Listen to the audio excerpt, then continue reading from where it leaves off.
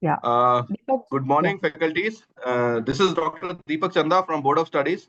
Uh, we have I heartily welcome to you this sessions on faculty development program for our new course, OC-MCS, that is a regulatory program of ICI.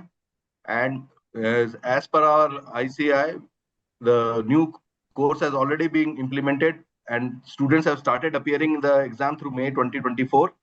Now the course is in OC-MCS also there has been a drastic change and have been a very journey with you faculties have been a excellent one until and now. Now with new course in place, our organization, our institute, our chairman is very keen on having training and learning experiences to the faculties in a domain where chartered accountants can be more responsive, more governed, and obviously well-being. Because our course rely on two parts. One is orientation. Orientation means when he joins the CA profession, he has to get in touch with what he is capable of, what is activities he will be involved in, and obviously what is his course content and how he will proceed as a professional. But the second part, MCS is when he is just on the verge of being a member or being a appearing in a final exam of the session. Then he needs certain communication and management skills, which is must for his personality, for his stress management, for his etiquette, for his behavioral changes, and obviously the stage presence and other related matters which will help him to generate a good human, good administrator, good family man or a family woman, and obviously a good professional. So in this category, we are organizing this FDPs so that if in a due course of time, as the ICR says that next time the students will be trained, will be governed through the new course, the new faculties are also ready to take over from them. So this process of FDP will is a complete process of learning and relearning and unlearning the concept what you have got already as a faculty. You are doing it, and now you have to make it in a different format, a different.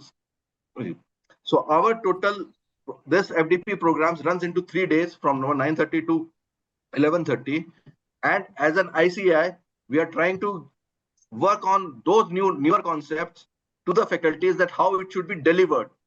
We know you are a good faculties. We know you are excellent in giving the lectures, training materials, things.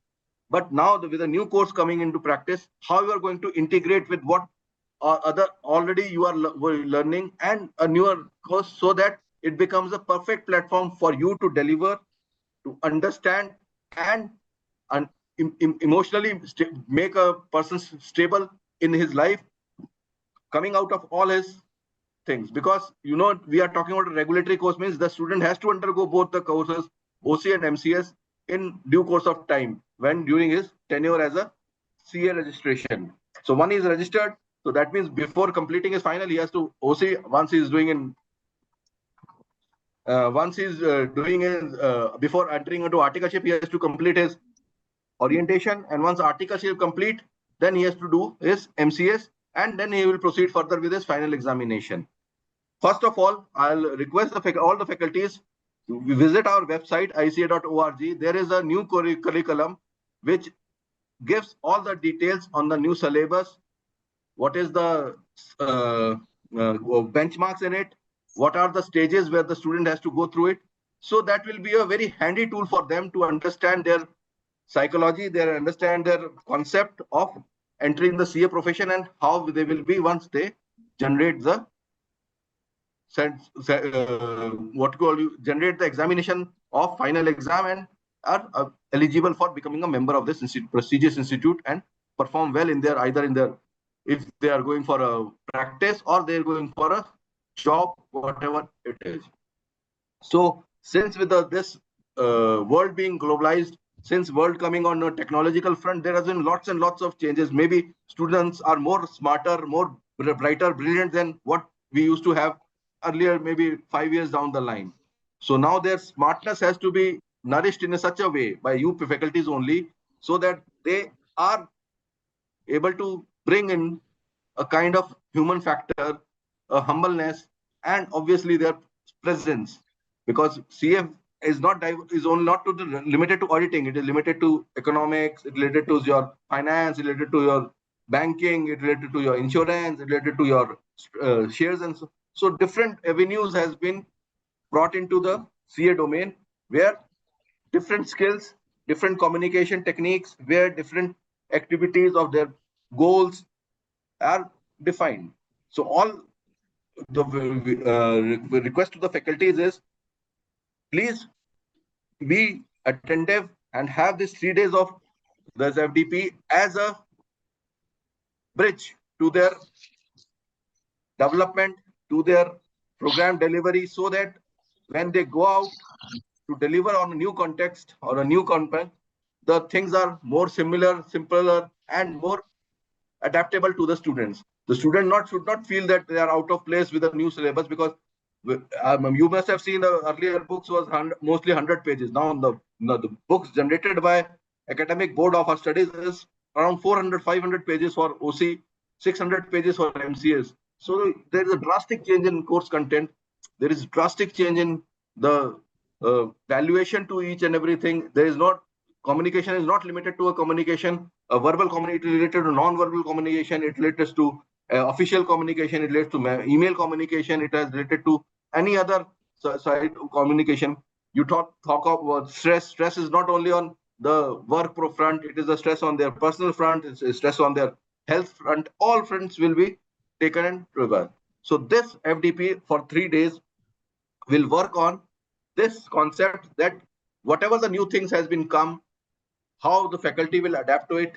Once the faculty is adapted to it, how these things will be delivered with a proper knowledge, proper kind of examples, proper kind of real case studies, and obviously the practical exposures what the faculty possesses to the students. This is in line with our main aim, that OC orientation, when he goes through it 15 days, the same 90 hours, 15 days, he is capable of facing the challenges what the CA profession is going to ask him after he has completed his OC. Once he has completed MCS, he should be confident that he's ready to face the world, he's ready to face the job opportunities, he's ready to face the professional conducts, he is ready to take any kind of discrepancies with head on, because learning will never stop. And you are being the best learners who generate them a kind of a liking for their profession, for their what you call say their abilities, for enhancing their abilities in a proper manner. So this is all what has been done. Now this doesn't mean that FDP here stops. We are having multiple FDPs. If you are not able to get through these FDPs, any content, any communication, you can revisit my next session of FDPs for 3 days, which will happen on 13, 14, 15, which you can also re-attend. Also, we are running through physical FDPs at a different location. Say 11, 12th, we are in Hyderabad. So whoever wants to visit, join the Hyderabad, they can come to Hyderabad for physical FDP. That is a 2-day program. Then we will have one FDP for central region, that is in Jodhpur. So anybody interested in joining physical can join that. Similarly, one we will have in Ahmedabad for all the Gujarat state, for a complete Gujarat state. There will be in Ahmedabad. And then finally for the East, we will have planning to have in Kolkata. So there you will get it updated information on each and every physical FDPs and practical and virtual FDPs, so that by due course of time, by the time the institute gives a final announcement that say 1st July is our date, where no old course will be taken by any faculty, only new course will be delivered, new course will be deployed, then I must have a faculty pool where we can depute you as a standard faculties for all my location, because there is very remote locations where faculties are not available. So now as smart class in progress, so the faculty can virtually deliver his lectures or training to the students who are deprived of such kind of learning experiences. So this FDP will also give us a standardized practices, standardized study material, standardized training material, which will be used by the faculties in a all. So a faculty who is teaching or is taking classes at Gandhinagar has to take the same content if he is given a class in somewhere in Assam or maybe somewhere in Tamil Nadu. So this is what our Board of Studies is looking anxiously at. And obviously, with efforts placed by you as on date and with the continuous developments happening in the system, technological development, professional development, change in profile of the students, smartness of the our gadgets. So this will add on to the learning experiences to a extent that students become more responsive, more accountable, more things. With certain things, government are also giving us taking initiatives to make this profession a world class. And obviously, with efforts from you, it is very proud moment. We can say that ICA is the largest accounting body now in the world. It has been recognized as an accounting body in the world. So you can expect how many stakeholders are looking at us to get their things done in a very professional manner. And you people are the pillars to them. Because if they are not governed as per the rules, as per the logics, and as per their personality, so obviously they will be lacking something, that lag, the gap. Because when they see the students from other premier institute like IITs or IIMs, students, they also feel that yes, why should we be behind them? We should be with them. So you are the people who are going to imbibe that fire, imbibe that kind of factorization in them, where the students, where they can work on that kind of criteria. So in today's panel, so with this is why what inaugural message, and we welcome you all to this. So in today's panel, you will be meeting with one of our stalwarts, what you can say, and when they will deliver that, you will obviously understand why they are being named as stalwart. One is our CA Subramaniam ji, Bala Subramaniam ji. He is from Pune. He is a retired CFO and has a passionate for what called the students, and his love and affection for students are exemplary, very good. With him will be our another panelist from Mumbai, CA Abhijit, and he will be taking out all your basic material on intelligence, your experiential learnings and all the things. So this will be a turnaround time for you all. So I request whoever joins today to continue on tomorrow and day after tomorrow, because this will be in a continuation of this. So these 3 days, when you complete, you will be in a position to claim yourself that you have attended one FDP with a knowledge of things or with a learning experience. After this FDP is over on the third Saturday, after that you will receive 2 things from our office. One will be a feedback form and the new content in a PDF format, so that you can refer it, you can generate it, so that as soon as this FDP is over, I'll request all my faculties that they should transform them into the new course. They start preparing the class deliverables from the new course on the context, on the way these experts will now govern you and take this. With this, I thank you all, and I thank you for your patience listening to this kind of this. Now you will be entering into a world of entertainment, fun, and fun learning with Subramaniam sir and Abhijit ji. So I now hand over my concerns to Mr. Subramaniam sir for further guiding you and making this memorable for us. Thank you. Welcome, Sir Subramanian sir. Thank you, Namaskar. Thank you, Deepak ji. Just one query. I have time till 10:30. Is that the schedule? Yes, sir. All right. Thank you so much. Yeah, thank you so much. Thank you so much. A warm welcome to all the participants. I see 72, 73, perhaps that includes me. And I also see a lot of people whom I have interacted with the past. I see Mangla here. I saw Gore Saab there. A lot of them. And I also see people from the length and breadth of our great country. I see people from Kerala to Guwahati. And it's a great pleasure to be here this morning. And as Deepak sir has mentioned, Why are we doing this FDP series?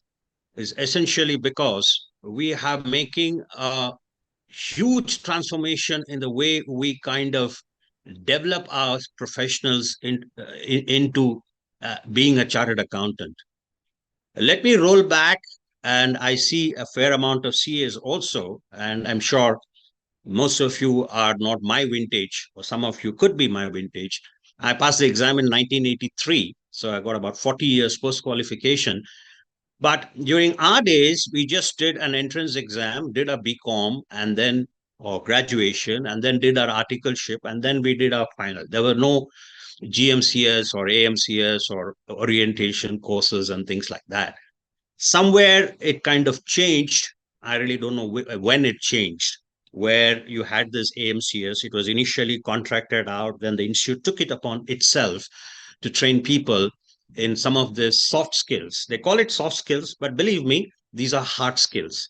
Presentation, speaking in public, being having the confidence, emotional intelligence. These are all not skills which you can easily kind of transmit. Nevertheless, it has been seen those 15 days of exposure to the articles has given them a certain level of confidence. And this is what I have kind of got back as a feedback. So the institute has kind of progressively moved forward, and the current curriculum and the current thinking is that we need to therefore step up the game, because the world outside is changing so fast. We are moving into a digital world, and the need for being articulate and communicative and being confident has never been more great than now. Now, you must understand that we in India have a three language formula, or a two language formula, in the sense that our basic education in most parts, length and breadth of the country, is in our vernacular, which is mother tongue. And as we move up the academic ladder, moment we go up from class 12 or class 10 to 12, we switch to English. And higher education in India, even after so many years, 7 decades, is still in English. And therefore, the transition and therefore the language of business is still in English. And because India is now highly globalized, articulation and ability to speak English, understand English, is become more and more important. Quite apart from that, therefore, there is this chasm to be crossed as to how exactly will you kind of do this and how you kind of develop these skills.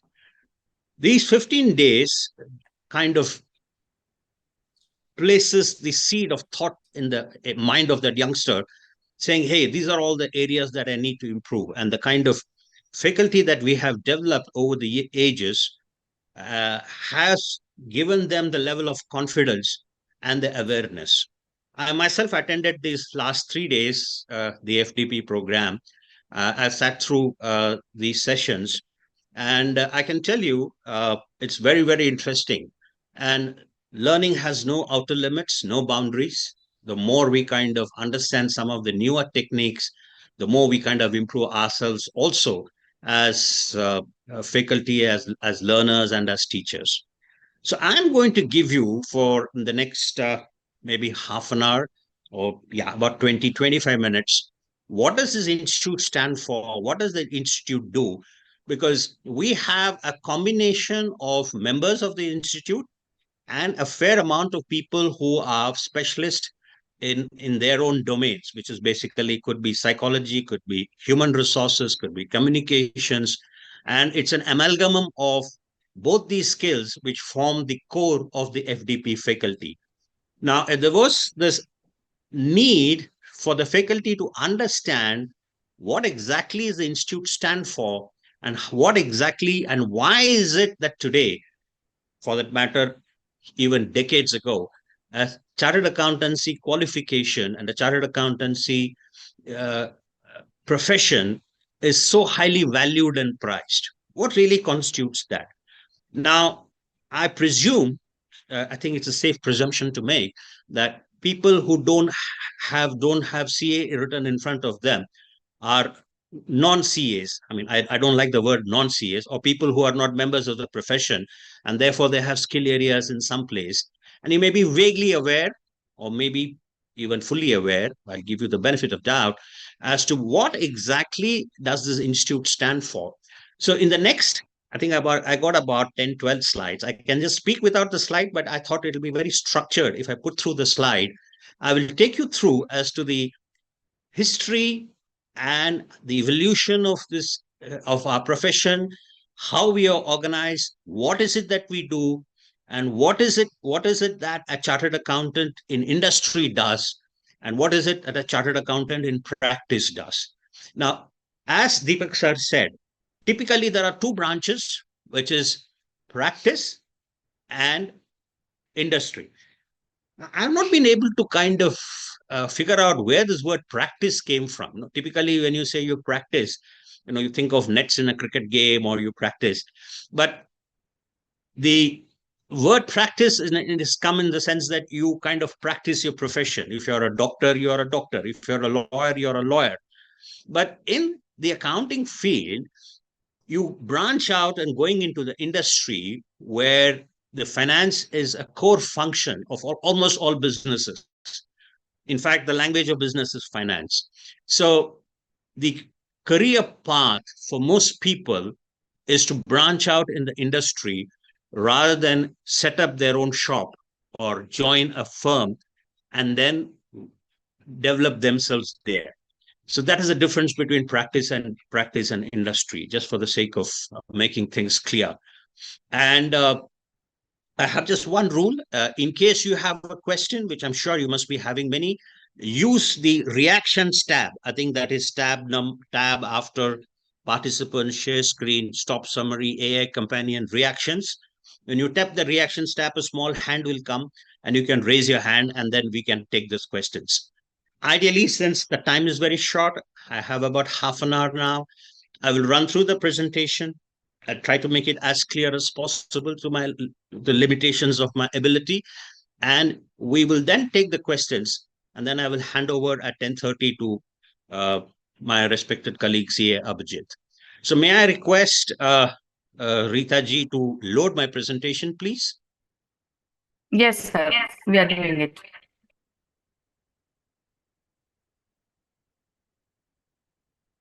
All right. I think you may have to go into a slideshow mode, ma'am.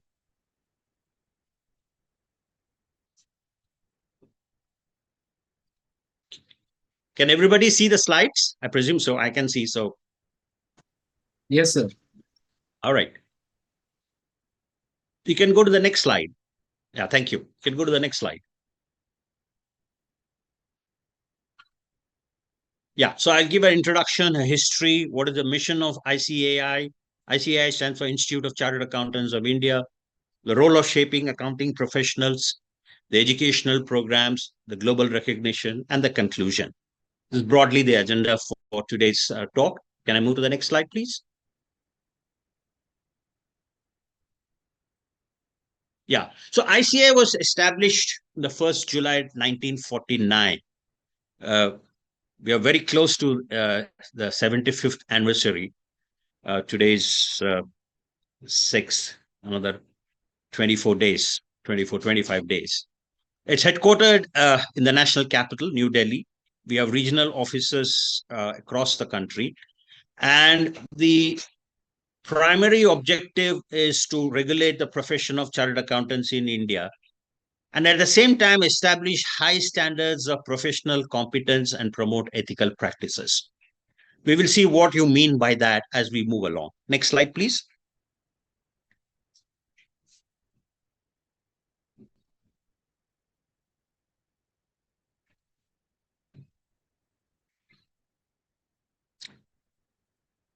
Sorry, the slide is not moving. Yeah, thank you. This was inaugurated by Sri C.D. Deshmukh, the first governor of the Reserve Bank of India in 1949. ICAI has been established and set up by an act of the parliament. So it's very much a statutory body. And one of the highlights of was to set up an accounting standards board in 1997 to formulate accounting standards in India.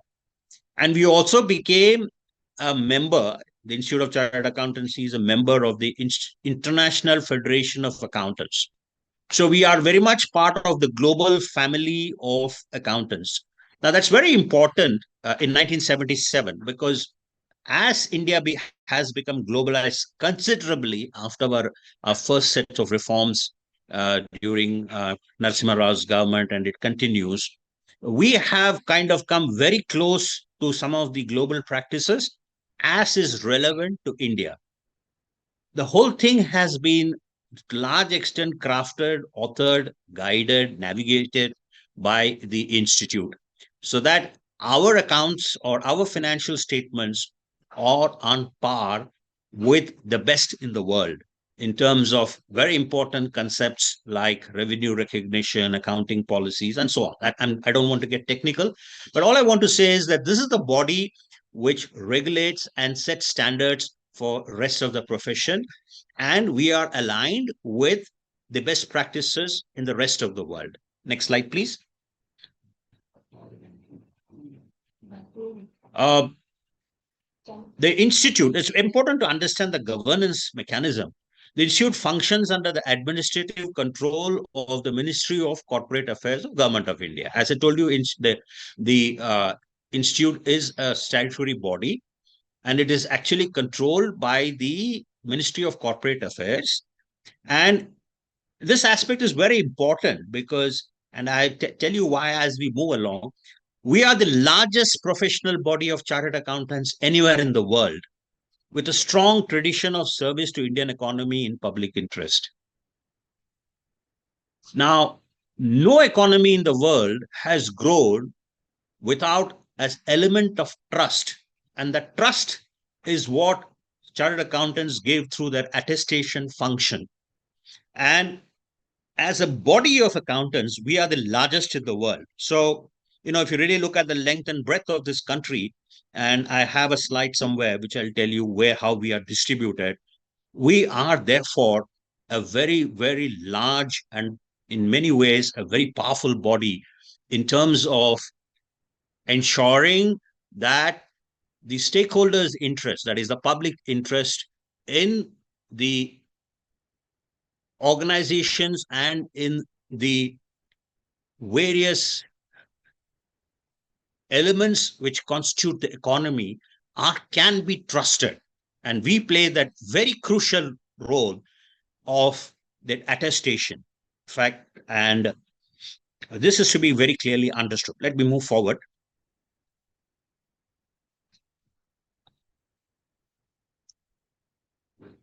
Rita ma'am, next slide. So we have completed 75 years of glorious service to the nation. As a premier accounting body, this has to be also understood. We have two other allied accounting function, not really accounting, financials.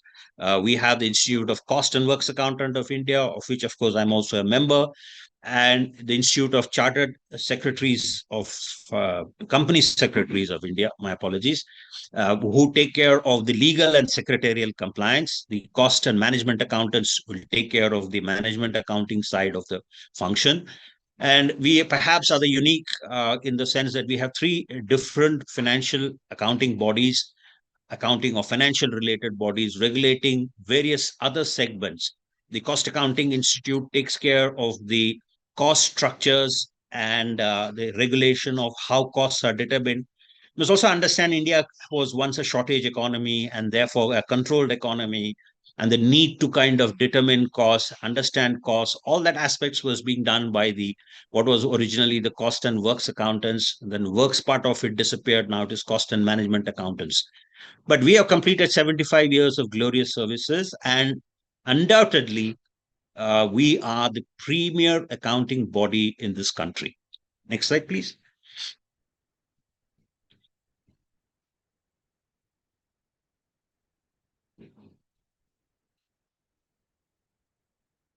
Rita ma'am, next slide.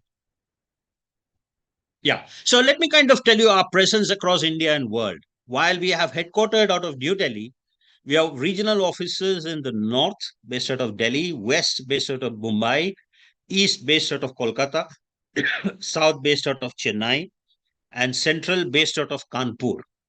So, roughly, we still follow the geographical spread of how our regional offices. Under the regional offices, we have branch offices, like we have one branch in Pune, we have one branch in Pimpri. So I think, I'm not sure about the numbers, but I think it's roughly about 138 branches right across the length and breadth of this country. And each of them, run very professionally. And I'll tell you what the governance structures just on the next slide. We have 47 overseas chapters. So we not only in India, we are all over Kathmandu, we are there in Dubai, we are there in so many other countries, and we have 34 representative offices. So we have our presence in 81 cities and 47 countries in the world. I've taken all this data from the institute's website. I forgot to. My apologies. I should have given the source of where I got this data from. Next slide, please. Yeah. So we have a total membership of 378,695 members. Now, I want you to understand this. Now, we split it as between fellows and associates. Associates are people who are just qualified, and you require a certain number of years of experience. And fellows are people like me who have years and years of experience. And then we also split in between full-time practice, in which case they are giving accounting services to their clients, to the general public. Part-time practice, that means they are doing a certain business or working and at the same practicing. And not in practice are people in industry. So if you really look at the number of people who are not in core accounting CS services, it is 205,000 plus 16,000, which is 221,000 out of 378,000. So roughly two-thirds, 66%, is in the industry. So our focus of development personnel, of developing people, developing students, is to make them face the competition, which is in many parts, in many ways, to make them on par, give them the confidence, give them the necessary skills to make them successful in whichever place, whichever area that they branch out in.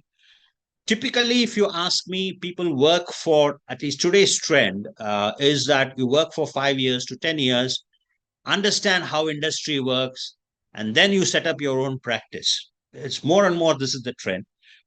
During my times, it was the reverse. You went into industry and you stayed in the industry and you retired from industry, by and large. Now you'll ask, who are the people who come into practice? Are people whose fathers were in practice, therefore they inherited the firm, and therefore they have continued their father's practices. Now, it varies. It's purely a personal choice. I also want you to look at the regional distribution. You see, if you really look at the regional distribution, this region where I am from Western India, Pune. We have 123,000 members out of the 378, one third, slightly more than one third. So Pune, Western India is the elephant, is the big brother. Then we followed by Southern India, 78,000. Eastern India, 28,000, which is where I finished my CA courses and my education from. And Central India, which is where I worked for a number of years, 74,000. And Northern India, which is where I visited a lot.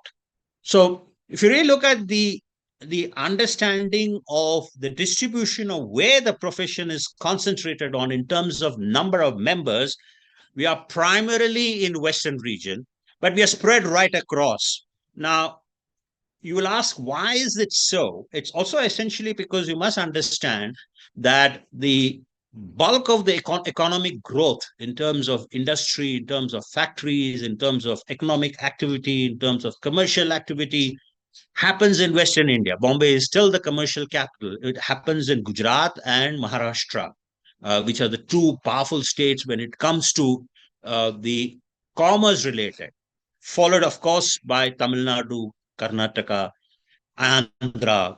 So you see that also mirrored out here in terms of where our members are spread out. Just keep this in your mind. Next slide, please. Now, this is a very important slide for us. We have 9,20,474 students. The course is very popular. And therefore, if you really again look at the spread, unlike what we saw in terms of number of members, the spread is even. By and large, 2,46,000 in the West, 2,09,000 in Central, and 2,65,000 in South. And if you roughly put North and East together, that's another 2 lakhs. So close to 1 million, I mean, we are just short of 1 million students are enrolled. As Deepak sir had mentioned, we have 3 stages. We have the a foundation stage, which we call, which is basically in olden days called the entrance, which is basically to test your aptitude for this profession. And then you have an intermediate exam, which is basically a halfway stage. You do 2 years. Now the course has been revised that you do 2 years of actual hands-on training with a firm of chartered accountants, what we call articleship. And then you give the exam, you clear that intermediate exam, and then you have 1 full year to prepare for the final, improve yourself, focus on your personal improvement, and work on what I call the hard skills and what people say soft skills. So there's a huge shift in how we are approaching the training of our students who will become the full-fledged members of the institute in the years to come from. Previously, it was all parallel. It was you did your training and you did your IT course and then you did your AMCS course, and it was a mishmash. And then you also studied for the exam, and therefore, we felt that we are not getting the bang for the buck, in a manner of speaking. So now the institute has thought through, put the thinking caps on, and a lot of work has gone on. I can assure you, I was also part of one workshop in Hyderabad in how to design what are the specific areas and how we will train our faculty. And which is why we are doing this FDP on a massive scale, thanks to technology. Today, I'm sitting in my house and kind of giving you this lecture. And therefore, we will be able to reach out as many faculty as possible. We got some superb faculty coming in to kind of share some of these basic issues. I personally have experienced it over the last 2 days. And interestingly, I was supposed to be a student today, but doesn't matter. That's it. I still will be. So we have 3 lakh and odd current members, but our students is about 9,20,000. And therefore, thanks to digital technology, we are able to reach out and service the needs of our students in a much better fashion. I still remember my old days where we had to go to the institute to get the booklet, and sometimes this will be out of print. It has to come from Delhi. Now, today, everything is jiffy over, just a touch a button, click, and you're able to download everything. So we have moved in tandem in terms of technology. We have adapted very fast. Our course content is superb. As Deepak sir has mentioned, we are provided with the OCs, that is Orientation Course Manual, the AMCS manual, which is a document by itself, and the PDF form, of course, as he said, will be given to you after you complete this 3 days of FDP. It's indeed a very fascinating journey, and we are all privileged to be part of that, to kind of inculcate, to get these 9,20,000 people over a period of time as they kind of develop from the caterpillar to the butterfly. Can we move to the next one, please? This is a mission statement. We are dedicated to promoting excellence in the field of accounting. It's a mission to uphold the integrity and quality of profession. So the key words here are promoting excellence, regulating practices, and not only to foster public trust, the public has to trust us. saying that, yes, if it is signed by a CA, no, it has a meaning. Oh, you are, sir, are you are you a CA? Oh my God, the guy is a CA. So he comes with a certain skill set, which is bare minimum. And there is no negotiation in that skill set. And today, I can tell you, after 40 years, I am what I am, essentially because of the training that I received and the continuous, and I'll come to you about continuous education. This institute, the way they have contributed to the development of the accounting professional is better than the best in the world. Wherever I've gone, and I've traveled quite extensively, there's a huge respect for Indian chartered accountants. It's been made possible because of the very stringent standards. They have not diluted the standards. They have only kind of kept the bar up. They have only made efforts. And there's a huge secretariat out there working very hard to make this possible for all of us who are members of this institute. And I will proceed this further in my subsequent slide as how they make it happen. Let me go to the next slide, please.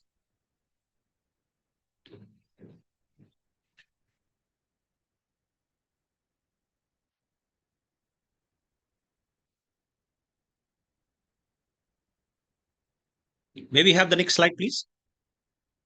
Yeah. So even though I mentioned that we come under the Ministry of Corporate Affairs or Company Affairs, we are self-governed. That means the institute is governed by fellow professionals. There are 32 elected chartered accountants in the Central Council. It is run by the council. Imagine this as some kind of a parliament. And there are 32 members who come from various regions. They are elected to the Central Council. And there are 8 members of the council nominated by the central government. So 32 is our own fellow members, and 8 are nominated by the government. And the Central Council is the overall, governing body for the entire institute. Now, this is elected, and every 3 years or 4 years, I don't know. No, it doesn't matter. Periodically, like how our government changes, which is recently changed, we go to the polls. We elect our members who represent our interest to the council, and if you perform, you're re-elected. If you don't perform, like typically, like that's one of the aspects of democracy, you kind of are replaced with somebody who can do better. So this is how we are governed. We are governed by a central council, and there are regional councils, and the regional councils are also elected by members within the region. And then there are local branch councils who are elected from the local branch. So typically in India, if you know, you have a parliament, then you have a state government, then you have the municipal corporations. So likewise, the same thing mirrors. We have a central council, then we have the regional councils, and then we have the branch, the council which runs the branch. And there's a fair amount of competition. There's a fair amount of between the two branches. They are all evaluated, and Pune, my branch, won the prize for second year in a row as the best branch in the country in terms of its activities, in terms of how there's a scorecard against which it is done. So our governance this is a body in which we are self-governed by ourselves. We, the chartered accountants, are governed by ourselves. Next slide, please. So what does ICAI do? I mean, the reason why we are running this slides and this too, because a fair amount of you are going to be giving inputs to folks who will ultimately be representing the profession. And this was actually brought to me very clearly when I was in an interaction.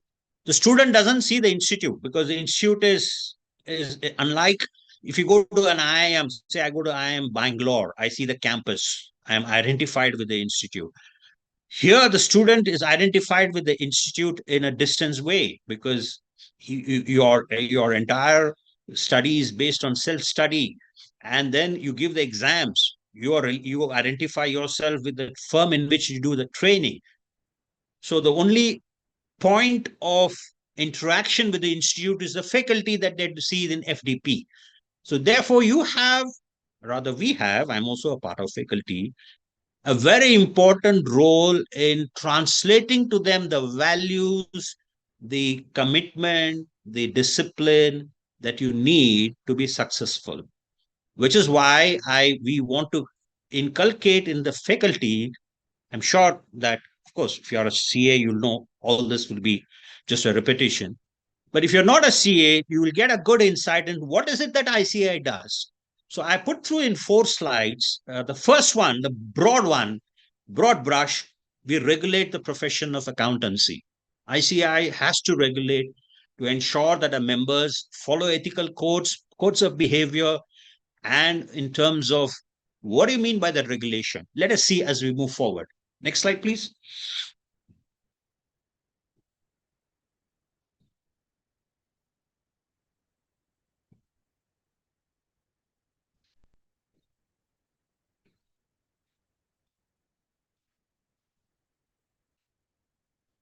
The slide is not moving.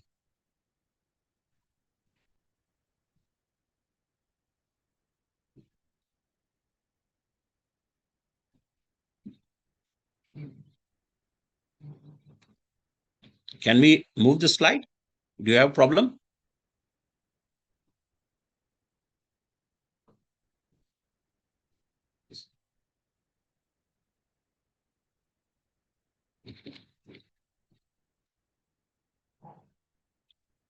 Am I connected? Hello? Yes, sir, we can hear you. All right. Yes, sir, we can hear you. Sometimes you kind of get into this gray zone as to whether you're talking to yourself, which is not a bad thing. Anyway, so the first thing I see it does is education, core. Apart from regulation, we do conduct this examination twice a year, once in May, once in June, and other one I think is in October and November. From the foundation one is different from the intermediate and final. The second one is more important, is continued professional education of members. It's not enough that you pass the CA exam. You have to log in a certain minimum number of hours of continued professional education, where we are all part of respective study councils or study circles, as they call, where we invite speakers, we update ourselves, we attend seminars, we ourselves participate, we write, we speak, and our education is both theoretical and practical on a continued professional education basis, partly because regulation in India keeps on changing, laws keeps on changing, the RBI comes up with something, SEBI comes up with something, and the company law regulations keep changing.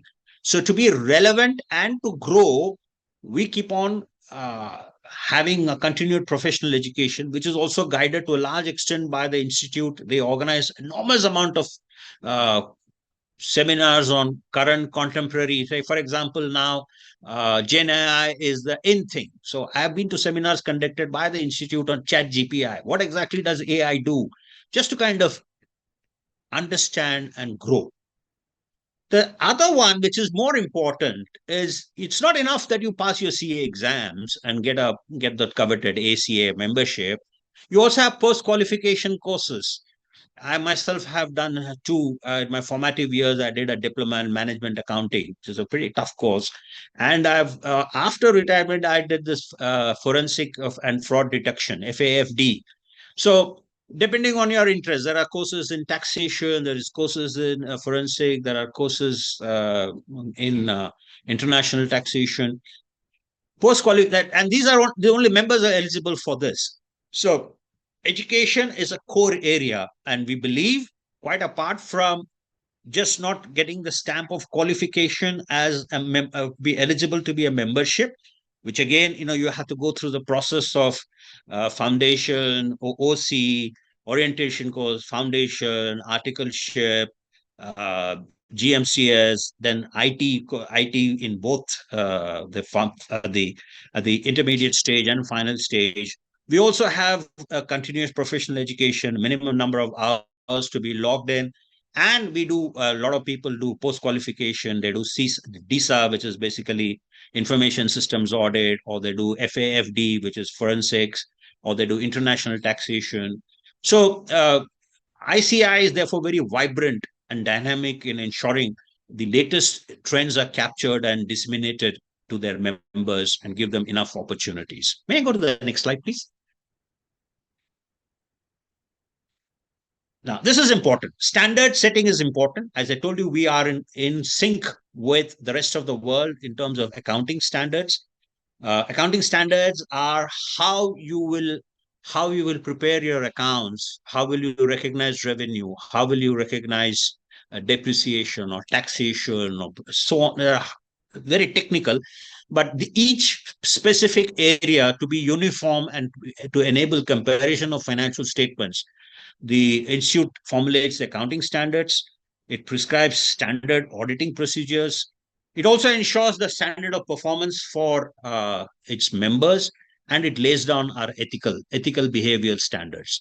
So setting standards, first one was regulation, second one is education, the third one was setting standards. May we move fast, please?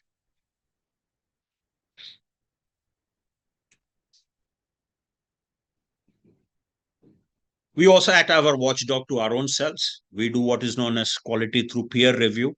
That means if I'm a practice firm, I've audited a listed company, there are independent people who will come and check my working papers to say, have I followed those standards? Have I taken those necessary steps? If I have not done, they will correct me. And if it is very serious, I might even get a disciplinary procedural note and things like that. So they exercise a lot of disciplinary jurisdiction. They'll do a lot of financial reporting review because, as I told you initially, the trust aspect in public on our institute and therefore on our members and on our behavior is very, very crucial. And this is what the ICI does as a third function, which is watchdog. And more importantly, it gives inputs on a lot of policy matters to the government. Next slide, please.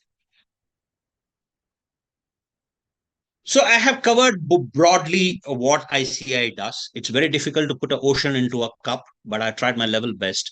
ICI provides rigorous and comprehensive training programs. It offers continuous professional development, strict ethical standards, more or less reputation for the sake of enforcement. Next one, please.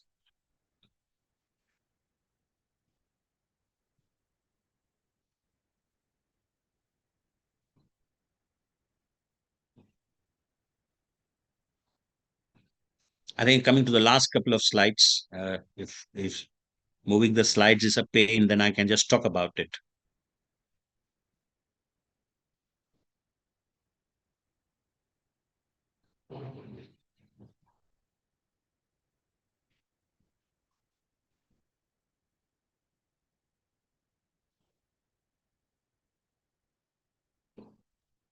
All right.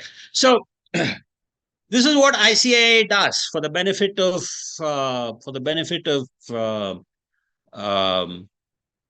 you can remove the slides. I think more or less my slides are over. I've kind of given because I still have only 5 more minutes. I'd like to wrap it up. If you have any questions, the idea essentially is that you as faculty are shaping the destiny of the profession because the future will depend not on the past, but very much the present and the future. So you as faculty members have a huge responsibility in imparting your knowledge and passing on those hard skills. I call soft skills, but I call it hard skills to the aspiring members who want to be members of the profession. And once, of course, they become members of the profession, the institute has its own mechanisms of continuously developing them. This is what I have wanted to say in short and sweet presentation. If you have any questions, feel free to ask me. Otherwise, always hold your peace. Yes, Gori Saab, namaskar. Namaskar and good morning, everyone. And so nice, sir. In such a short span, you summed up everything, and it will definitely help us on day one for briefing this to the students. Just one short concept quickly coming on the topic. Our institute is, what I hear is the largest educational institution in the world, having so many active students at a time. No other institute in the world has done. So can I get a confirmation and can we mention this proudly to the student? Because this is to be done on day one only, the topic which you are covering, right, sir? Actually, I was tempted to do that, Ah, but I did not do that for the simple reason the student are nowadays are smart enough. Says, sir, we are the world's largest population. What do you expect? no, But no, that having apart. said that, you're right. You're Yeah. right. We are the world's largest university, as Mr. Jha once pointed out to Yeah, me. absolutely, We are the world's absolutely. largest university with no campus, no faculty No campus, no in terms of faculties. permanent roles, but yet we are imparting education and we are adding Absolutely, to our absolutely. members. So can be an Um, additional point to each. That's all. Thank you, sir. yeah, sure, Thanks. sure. It's a valid point. It's a valid point. Thanks, sir.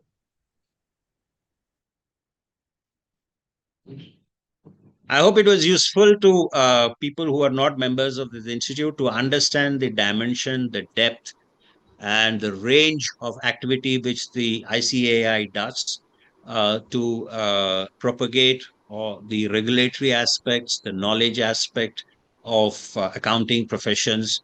And I had a couple of slides in saying that what does CA do? We handle things like primarily accounting is what people believe, but accounting is just one part of the total functions.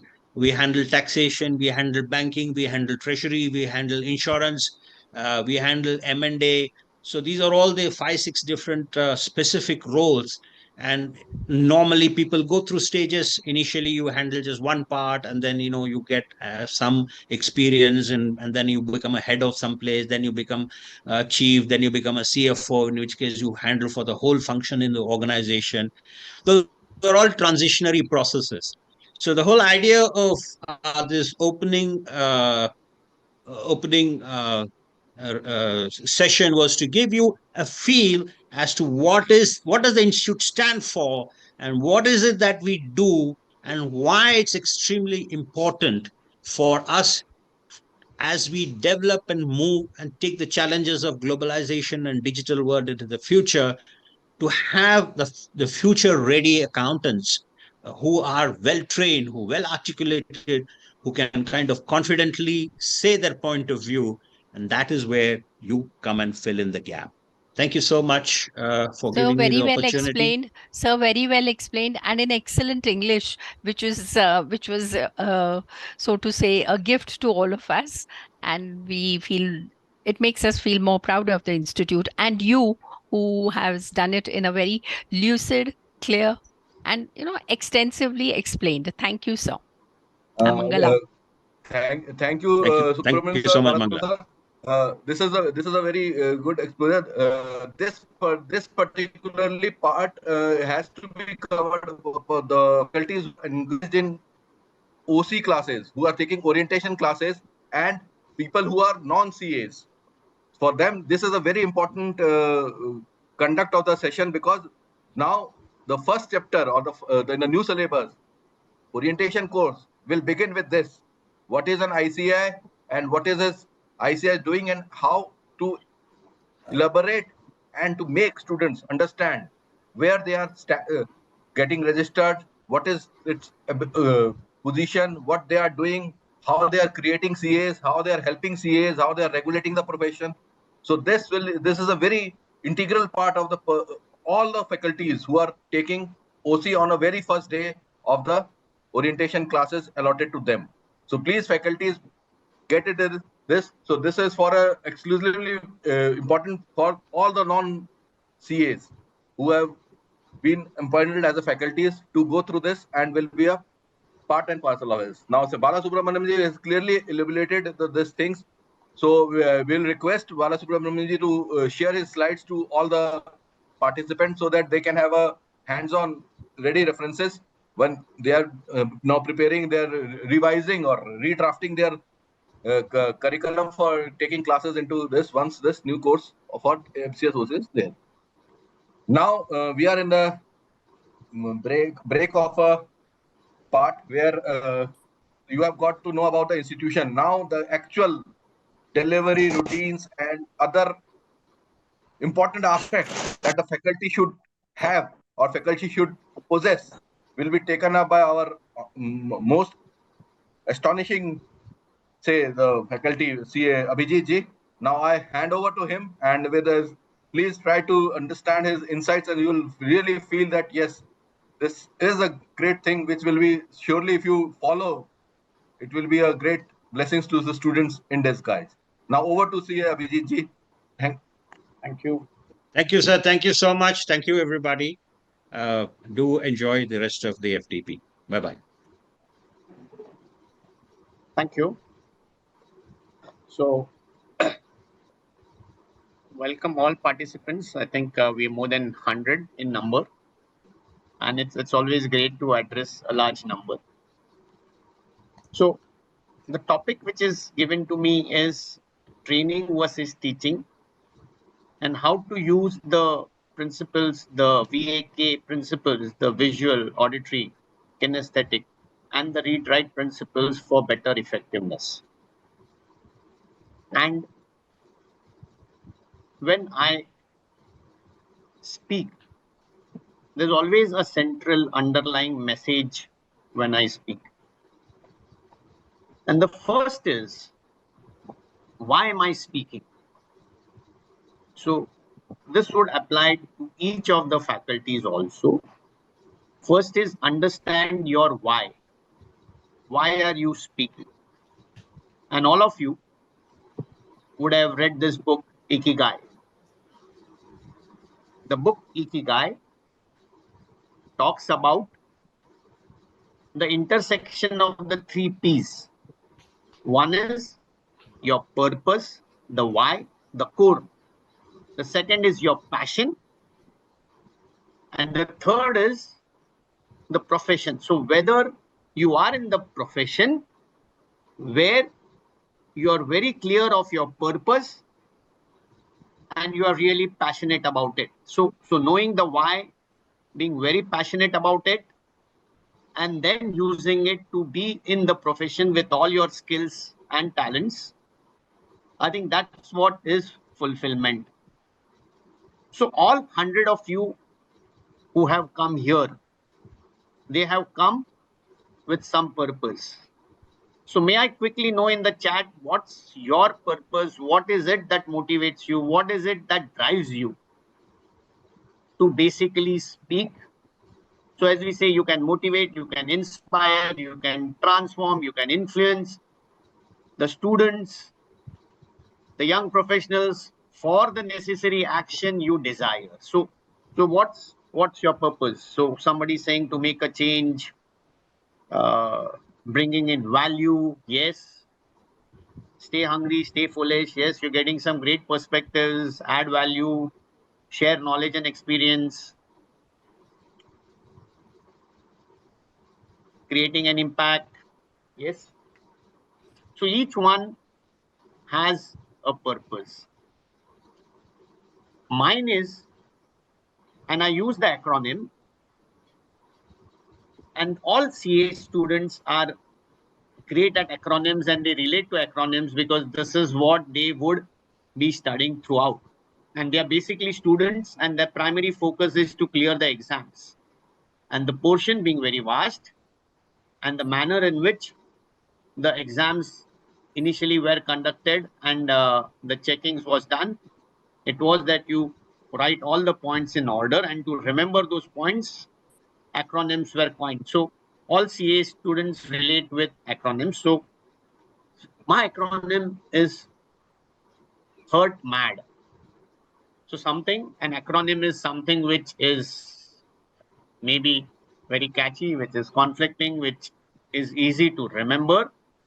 And when I mean Hurt Mad, is be helpful, useful, and relevant with trust to make a difference. MAD standing for make a difference. Hurt standing for being helpful, useful, relevant with trust. So each one of you, as you said, share knowledge, add value, make an impact, drive change. Very great purpose to be there. And if you have a purpose and then it's your passion, then you are in the right profession to make the necessary impact, to add value, which all of you strive to do. Now, what is a great speech? And when I again talk of a great speech, and in a speech where you create magic, and I say creating magic by standing tall. So speech is simply being passionate with energy, excitement, enthusiasm, and empathy, with compassion and care to connect heart to heart. So simplicity, passion, the energy, empathy, enthusiasm, and the compassion and the care to connect heart to heart. And when I mean magic, it's all about being mindful, being authentic, being graceful with an intent, and the intent is to connect. And the question before every speaker when he stands on stage, and he stands tall, he owns the stage, is, am I getting the likely trust? Am I trustable? Am I approachable? Will the students be comfortable to approach me? Will the students trust me? Am I likable? And am I listenable? So all these four qualities, when you're mindful, when you're speaking with authenticity, when you're graceful, and you have an intent to connect, I think you'll create the necessary impact which you all want to create. And we are all miracles. And you speak, all of us speak, because we firmly believe we have something to share. And what we have to share is something we really care about. And we care about what all of you said, either in me to make a difference. Someone says impact, someone says add value, add your experience, add your knowledge. It's all to inspire, motivate, transform them to the change, to the action you want them to actually do. So with this, the background, let's start with our specific sessions on which I would be speaking, and then I would be sharing all the best practices of various speakers and what I've experienced over my professional speaking journey. So can I have the slides, please?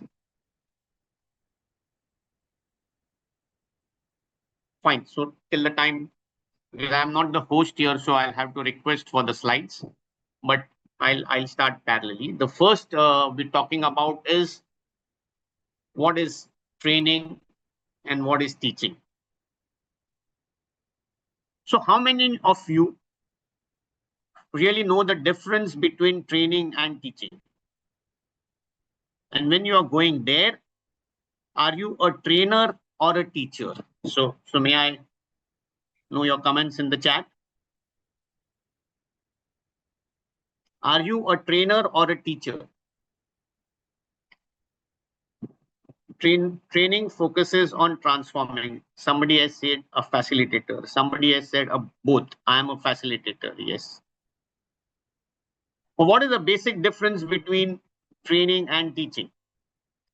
And this is our topic because we need to clearly know who we are, what we are doing, and how we are doing. Training means providing practical insights. Teaching is one way. Training is two-way learning. Training is make students experience. Teaching is making understanding. Training emphasizes practical application and execution. Teaching is inculcating new knowledge. Fine. I think great sharings. Teaching is on a specific topic. Fine. Various teaching is sharing knowledge. So yes, all of you have shared some interesting perspectives, and all of you are right. So one, the current economy in which we are living, the current world in which we are living, is not an era where we can compete with each other.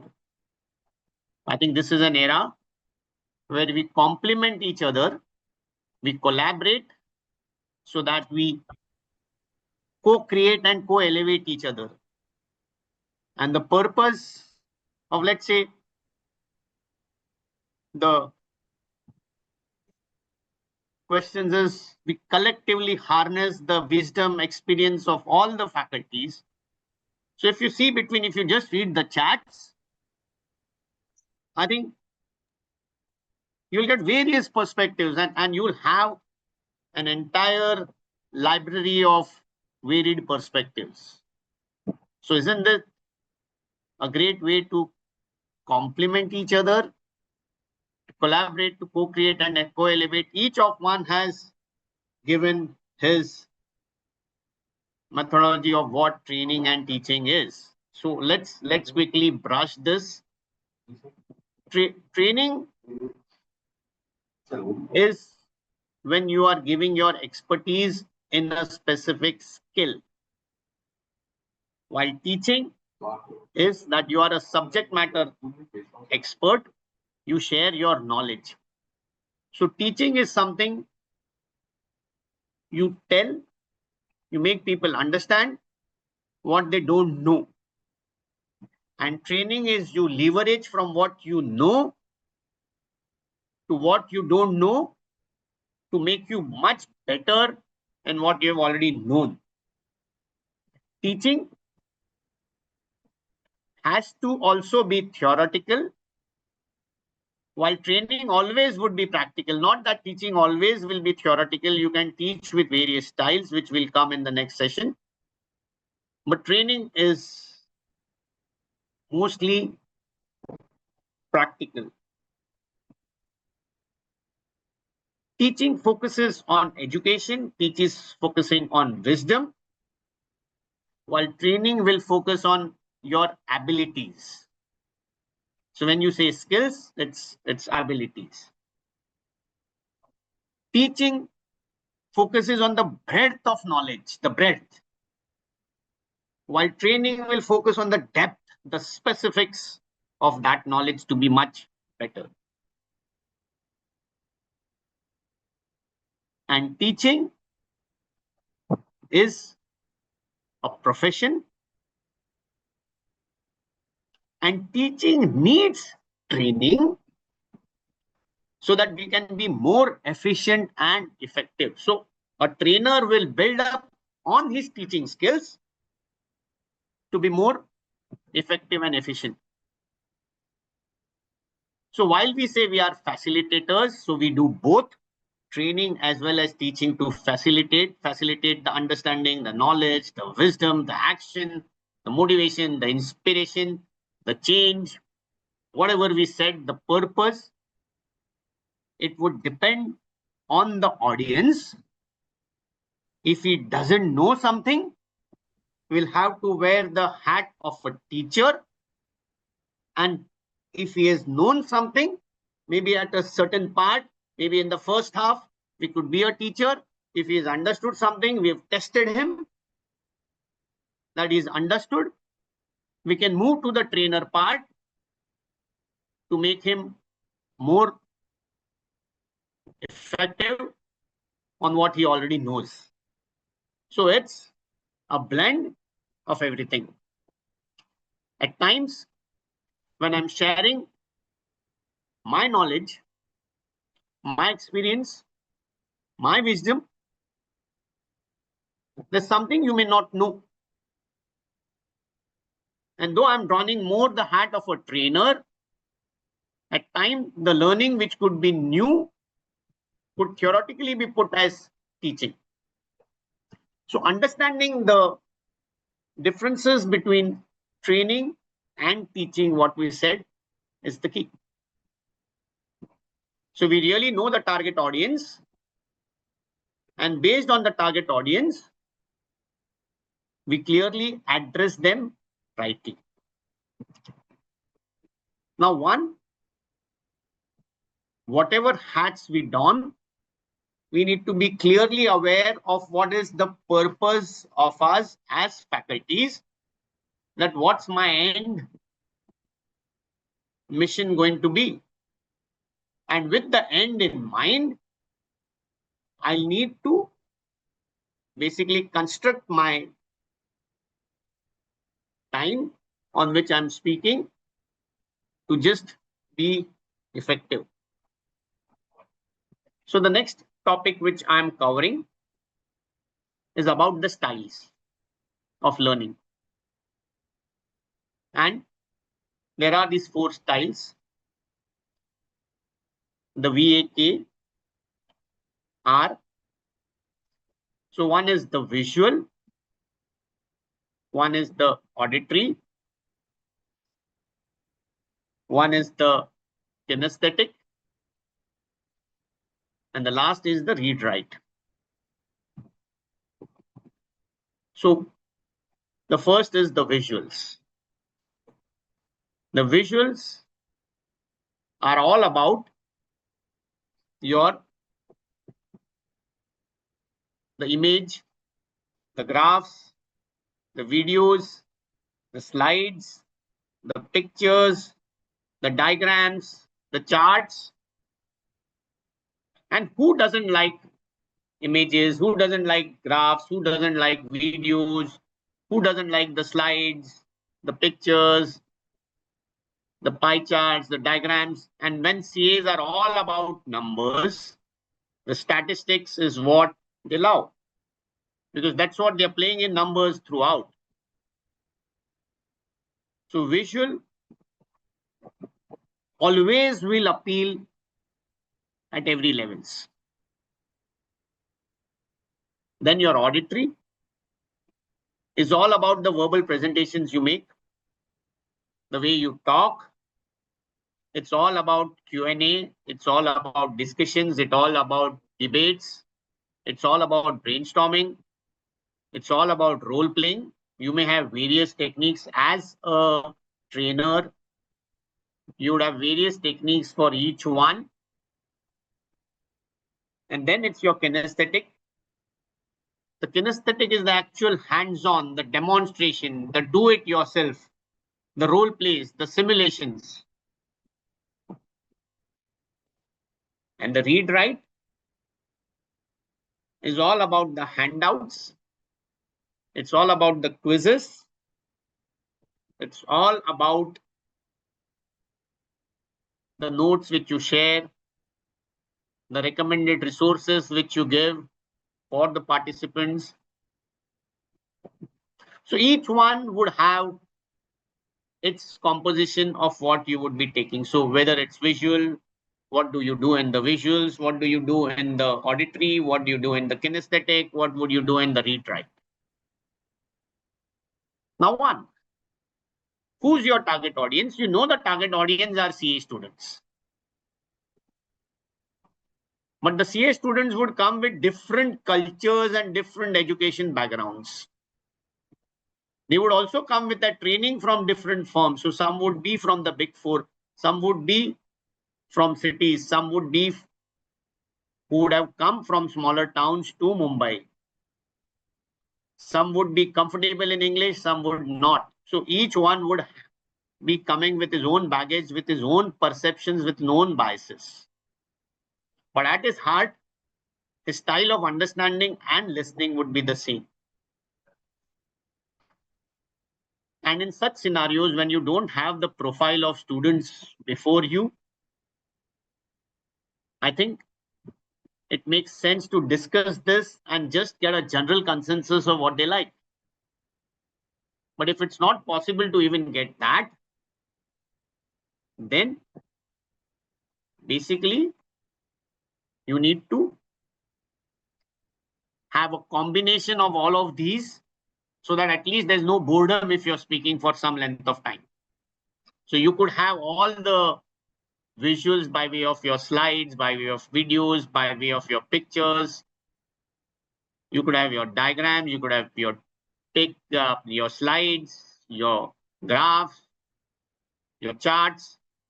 and combine it with the auditory hearings skills, your Q&As, your quizzes, your questions, your discussions, your debates, then your kinesthetic of physical do-it-yourself demonstrations, your role plays, your simulations. And then you could also give them handouts, you could give them materials, you could give them notes, you could give them reference materials. And a lot of times when we need to convey a lot of things or we need to get the audience on a certain level, we give those handouts, we give those presentations much before. So when we are addressing chartered accountants, especially senior chartered accountants, so the organizers take our presentations well in advance. They take our handouts, materials well in advance. They circulate it well in advance so that the student knows it. The professional knows it, what he is basically going with. So then for you, the work at a particular base, when it's easy, you then take the specific. So there it's not just a teaching level at all. You don't need to tell him what he doesn't know. You directly jump to the trainer facilitator role. So one is you could have a combination of this. You could also try out, and in between you can flex depending on what cues you're getting from the audience. Again, this is something which we'll be speaking later on, emotional intelligence, how you basically connect to their emotions through their understanding what they would prefer, so that you could be the most effective, because they would grasp it, they would understand it, and they are the ones who would put it into action. So what serves their interest and what serves the interest of the larger good. So if you have an exception who has only a visual style, but the rest of them would like an auditory style, maybe you will not have to ignore him, but generally use the style which would be for the larger good. So it's basically a mix and match with having some amount of visuals and some amount of read, write, kinesthetic, and auditory. And there's just one thought which I'm leaving with you to reflect on in this area, is when you're speaking, and when you're speaking in the flow, and especially if it's a short keynote, maybe a 1 hour keynote where you speak for about 50 minutes, and when you have a 10-minute Q&A, then what you speak extempore could at times be the best bet with a bit of interactions. So you have more impact. And there's one thing, who else could be a better visual? And this is the question I'm leaving to all. Maybe I can just have a feedback on the chat. Who else could be a better visual other than you? You are the biggest visual which is in front of the stage. You are owning the stage. You are standing tall by your trust, by your approachability, by your likability, by your listenability. Who else than you? Why would you like the focus to be shifted to a PowerPoint or a visual video or a audio? So just reflect. This is one school of thought. No school of thought is right or wrong. It's for you to be the best judge of the situation. You own it. You are accountable for it. You assume responsibility, and you use the style which suits you. Now, what do you actually do? So, when you go to the stage, you have a mic. You should know when to start and when to stop. A professional speaker will end bang on time.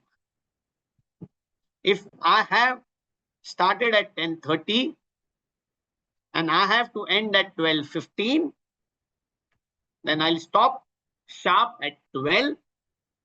I'll have a 15-minute Q&A, but I'll end sharp at 12. I have to respect not just my time, I have to respect the time of the audience also. And if the session is delayed, then you ask permission from the organizer, and if the next speaker is there, whether he can allow me to overshoot my time. So it's respect not just for the audience, not just for the organizer, it's also the respect for the next speaker. And what do I do? Am I a professional? My qualification, in my case, a chartered accountant. In some cases, you could be MBAs or in any other profession. Are you speaking because you are a professional? Or are you speaking because you love to speak, know how to speak, and you have been given the authority to speak, so you are speaking? So combine both the professionalism in you with the speaking talents in you to stand out as a professional speaker who is somebody who's speaking with a purpose, with a passion to make an impact. Now, what do I do? And in most chartered accountants, and I'm saying this with my hands-on experience of being a professional for more than 35 years, being speaking in CA circles for more than 25 years, and most of the chartered accountants who speak, when they speak technical subjects, they just inform, they just teach. We are actually supposed to know this, but because we haven't read this, it comes as a shock to us that we are doing something which we should have done long back, and we are doing something wrong. So it's that they just inform and they make an impact because they add shock value. Now, again, you could be impactful. It all depends on who the audience is and what do you do. So even information, which is a basic rudimentary for a speaker, he's there because he has the subject matter expertise and knowledge, so he can very well inform. Is something which at a rudimentary level one does, and it's purely where he uses the auditory skills. The next is the instruction. He instructs when he moves beyond the auditory skills and goes to a visual level where he mixes and matches it up with his graphs, his charts, his statistics, his evidence. So he moves from an informer to an instructor. And then he moves to something of a demonstrator, where he not only actually demonstrates it, he also makes you do it with him. So inform, instruct, demonstrate. The next is the stage which a speaker would go, is the persuasion stage. At the persuasion stage, he will persuade you to act in the manner he wants you to act, which will be in your best interest. So informing is just telling what you don't know. Instructing is going a step higher and making you actually understand what you don't know so that it remains with you. Demonstration is a more finer version where he is involved. So he remembers for long because he's done it. And then you are persuading him to act in his interest. And then maybe go a level higher to motivate. And you may use all your skills to inspire him. And maybe you might approach a carrot and stick whatever you can. Carrots are preferred because they have positives. But at times the stick works more effectively. And finally, the influencing stage. The influencing to transform maybe a lifestyle change. If you have not just done the gym or the dieting for a few days, or been inspired by that, oh yes, this is right and I should do it, but it dies down the moment you leave the classroom or maybe 2-3 days later? Or have you transformed him for a permanent change? So one is reflect, introspect, who you are, which stage are you? So are you informing, are you instructing, are you demonstrating, are you persuading, are you motivating, or are you influencing to transform? And once, like a GPS which tells you where to go, but for that you need to know where you are so that it can show you the correct path and the shortest possible path. So know where you are, know what you do, know what's your core. So maybe a SWOT analysis. So you move up your score, your maturity curve, your efficiency curve, your performance curve. So you plan, you prepare, you perform, and then you ponder to again change your plan to prepare and perform. So it would be that vicious loop or that cycle of planning, preparing, performing, and pondering.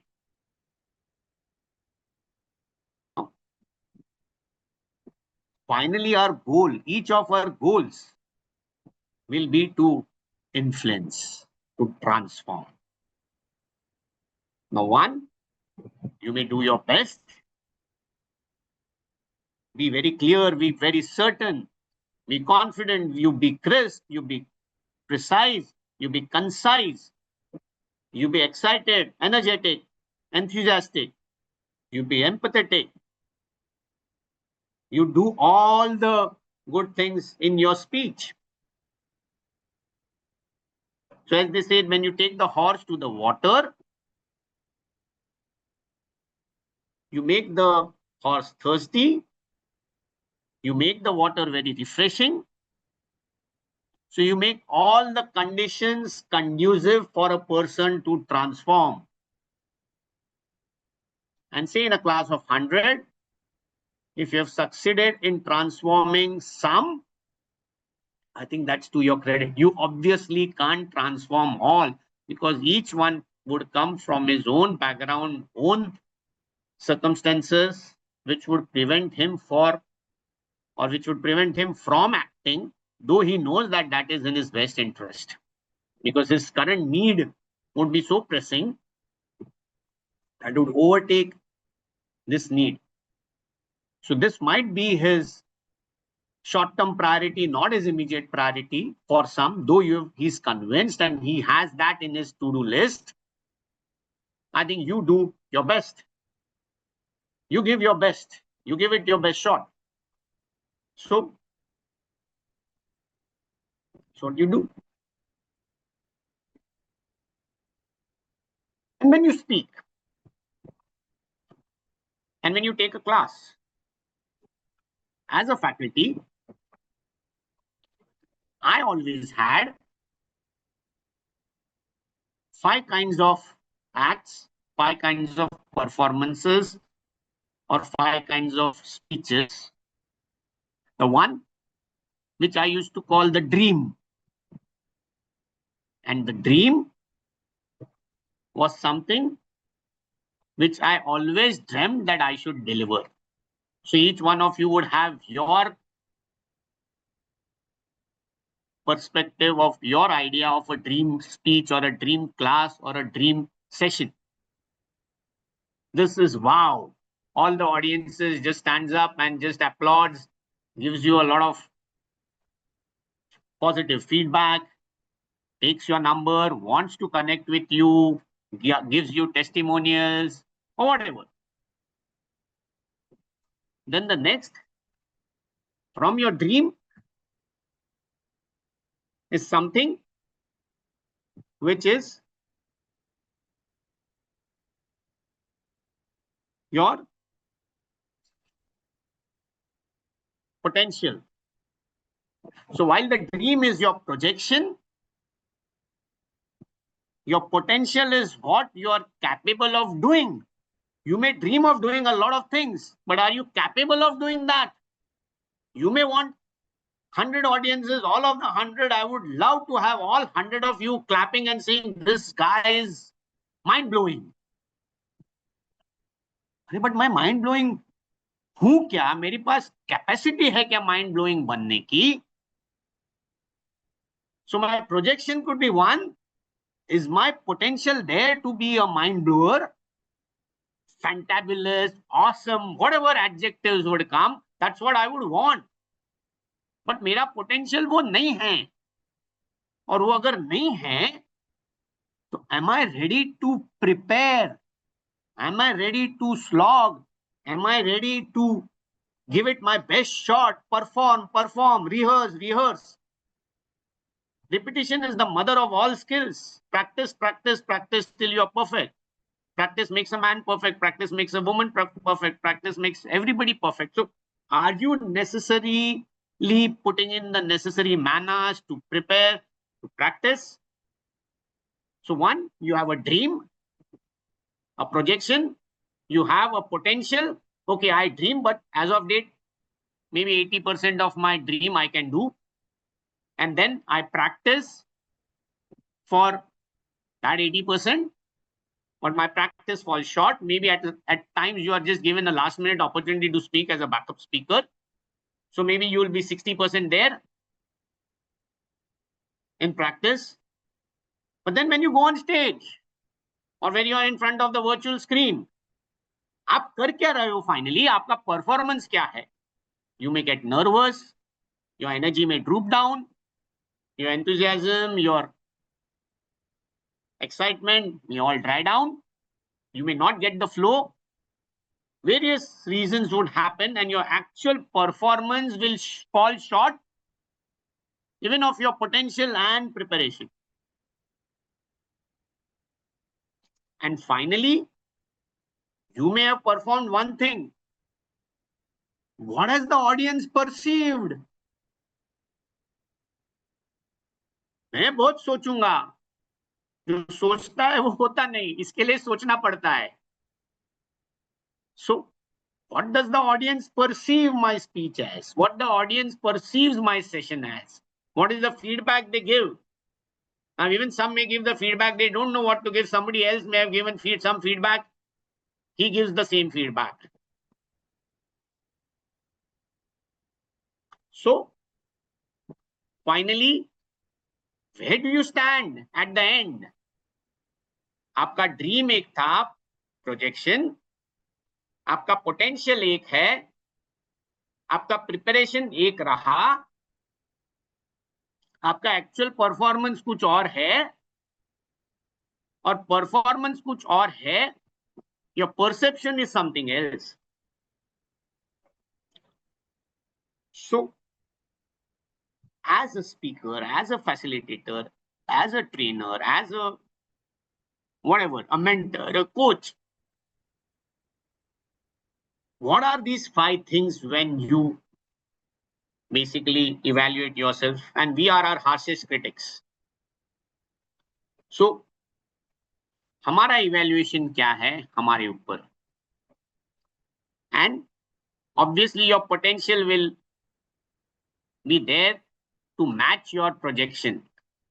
And as your projection increases to be a better speaker, excellence as a moving target, your preparation will increase to keep flow with the potential to match the projection. And then your performance will be in sync with your potential. So, आपका potential क्या है? आपका performance क्या है? If that is in sync with the preparation, and then the perception is the same, I think you have got it right. If the deviations are minimal. So please bear this in mind. Please do an evaluation exercise. And please get that right. So finally, how many of you have what I call for your improvement. When you say at your learning curve, because we all say we are lifelong learners. How many of you have what I feel is essential to everybody's success at whatever stage you are in, is to have what I call a mentor, a coach, a mastermind group, and an accountability partner. So whether you have a mentor, a coach, a mastermind group, and an accountability partner who will push you on for improvement. And I'm speaking only as far as your communication skills are concerned. I'm not speaking of your other technical skills. So how are you taking yourself seriously for improvement? So I'm part of a mastermind group where I have a mentor and a accountability partner pushing me in. I have a coach. We brainstorm on the content, we brainstorm on the delivery.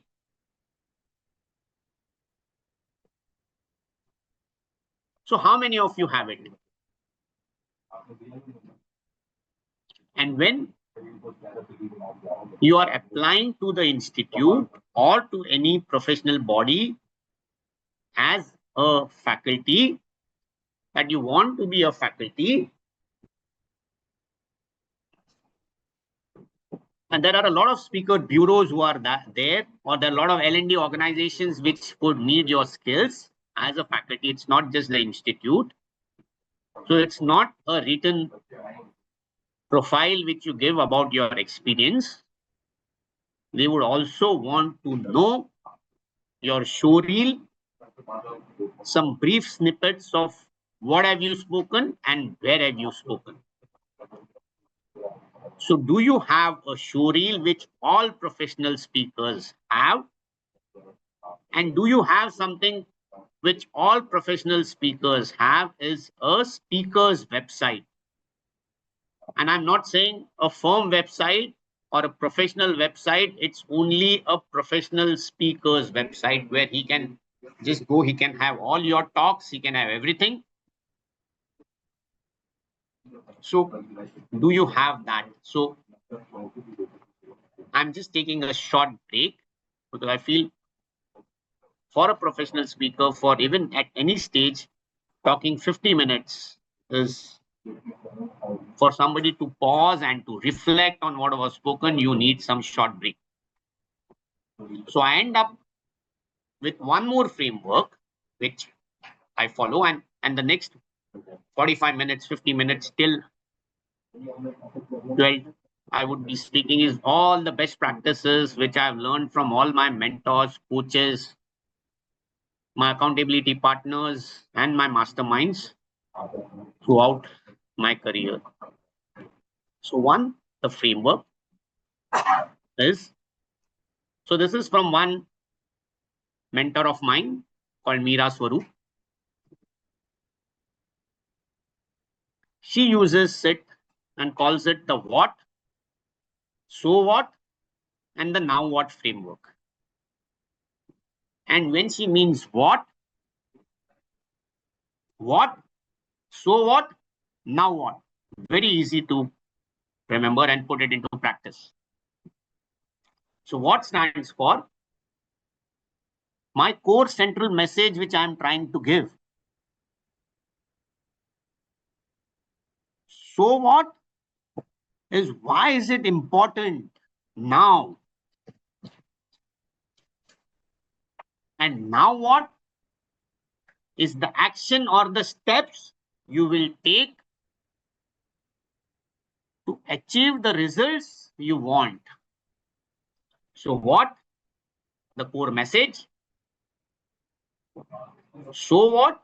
Why? Why this central message is really important. And now what is what do you need to do right now so that it will have the desired impact.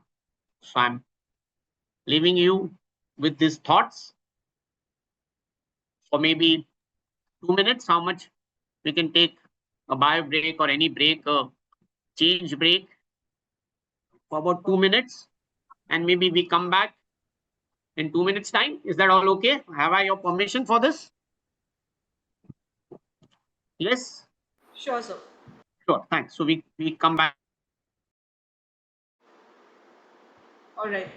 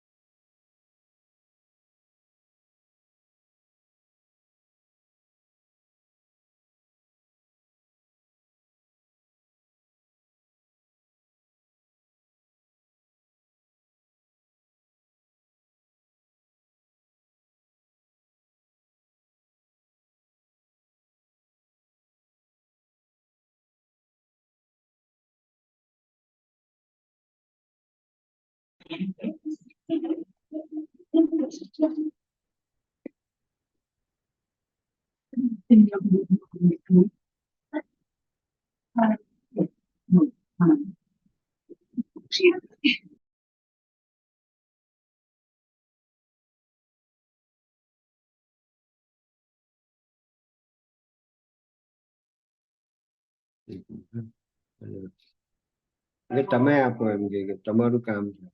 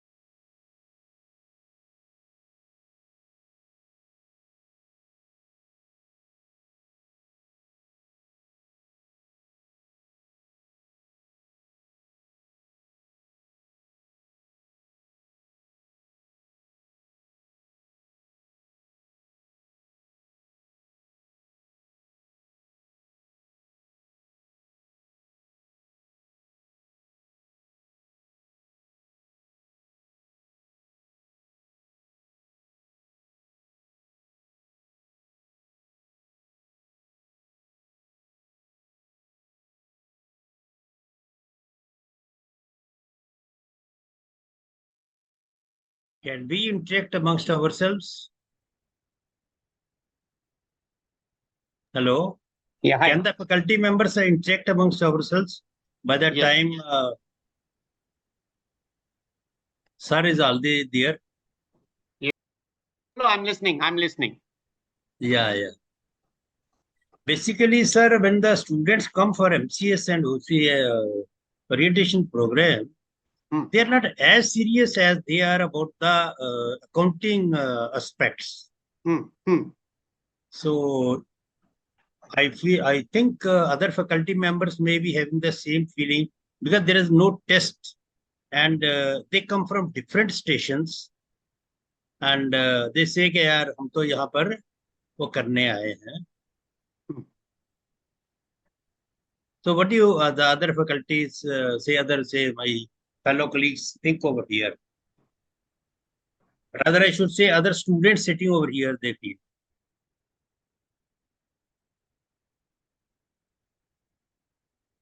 And perspective on this? Huh?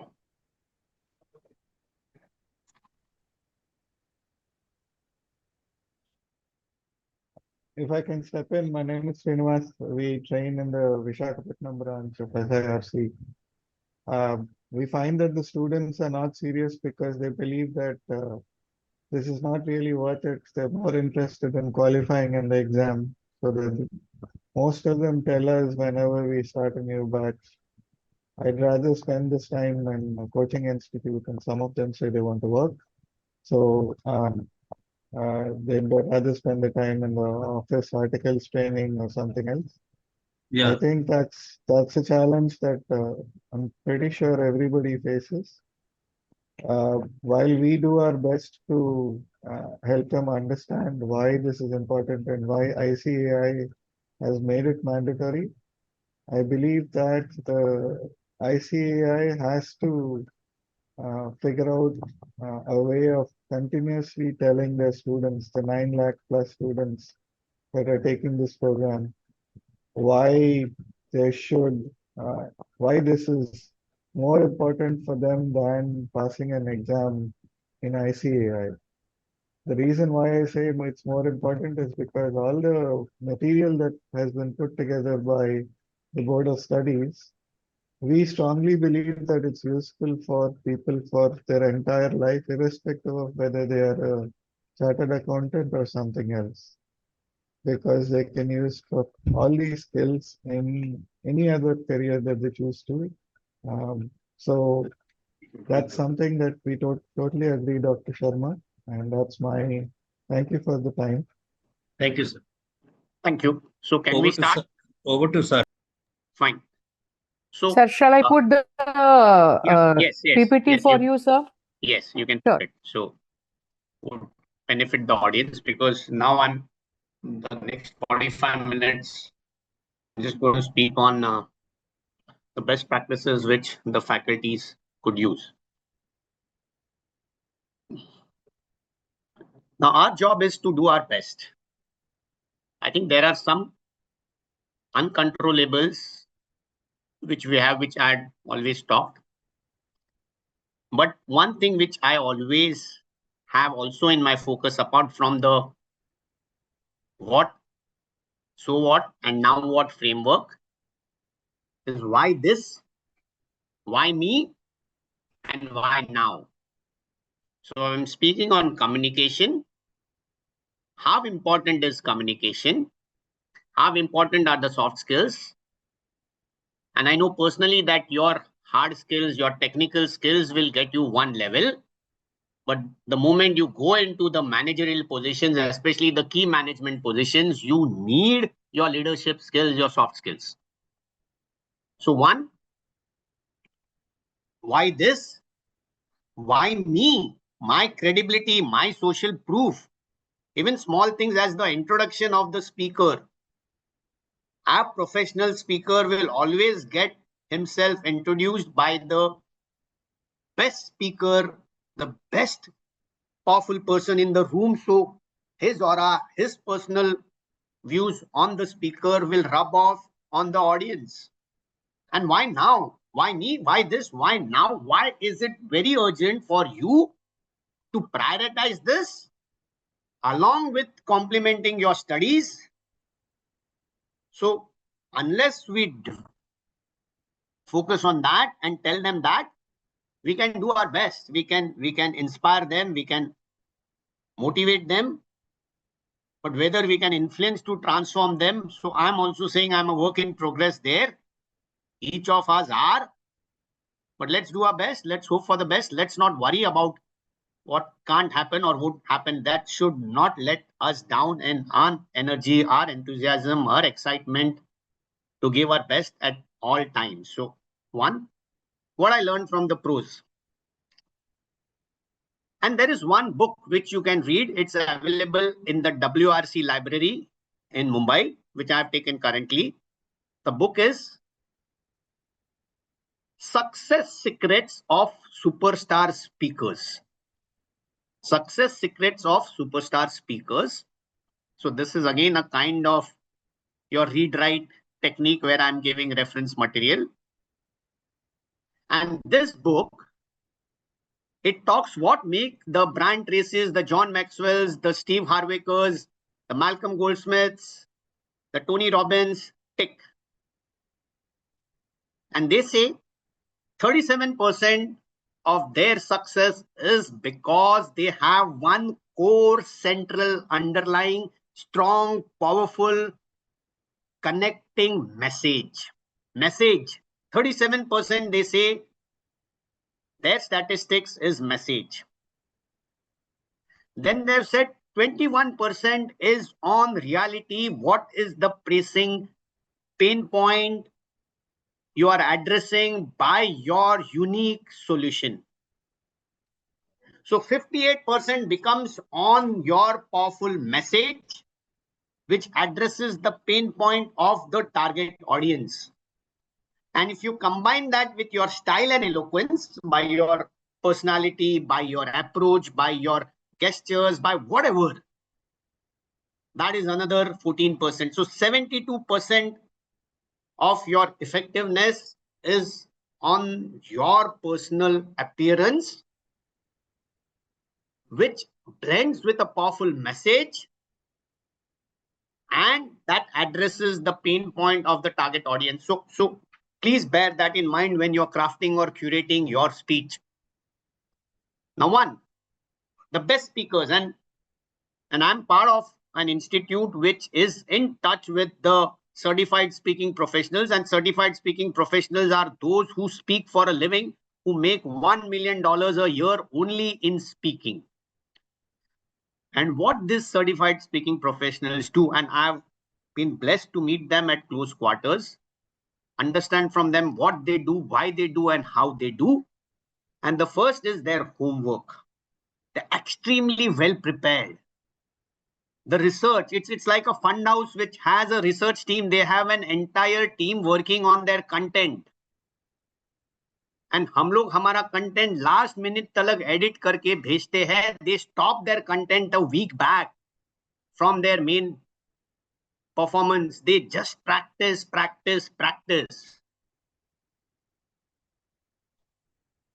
It's not a solo effort. It's a teamwork. It's a collaboration.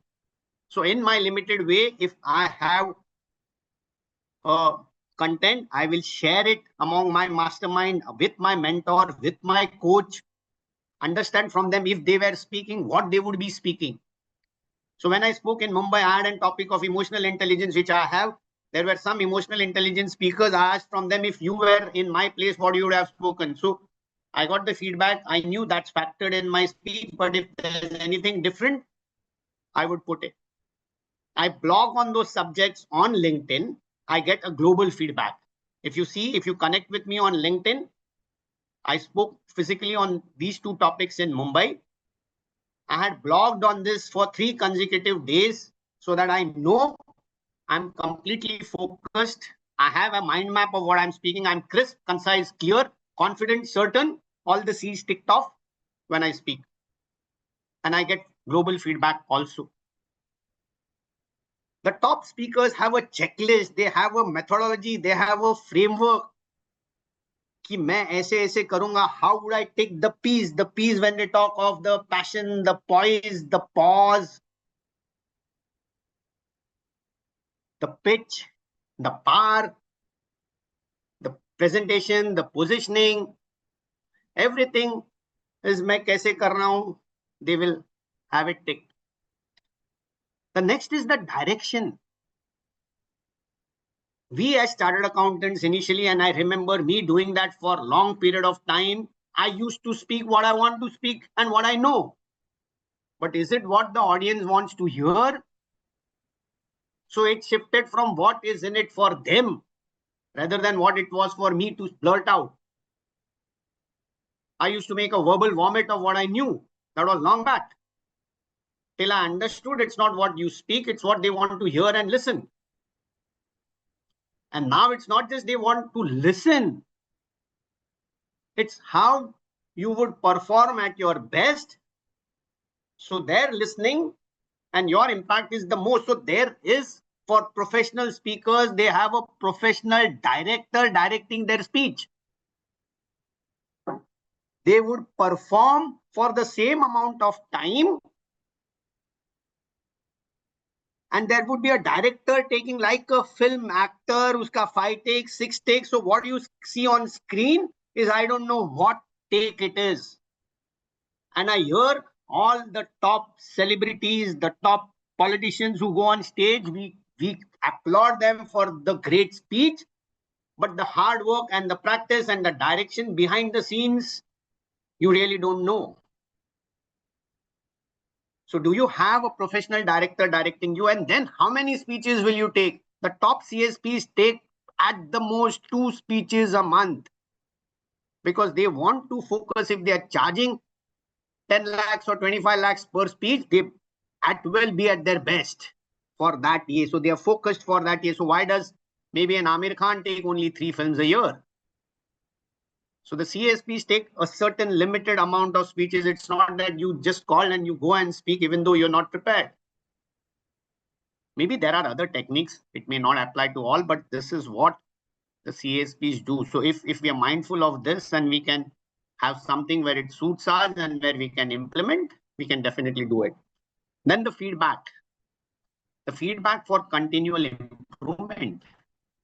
And I'll also come back how structured the feedback has to be. So we at a professional speakers mastermind group have a specific feedback form. It's not the sugar cubes. It's not the negatives. It's constructive, positive feedback, which we call as the breakfast of champions. This is what you take it so you could implement for your own betterment.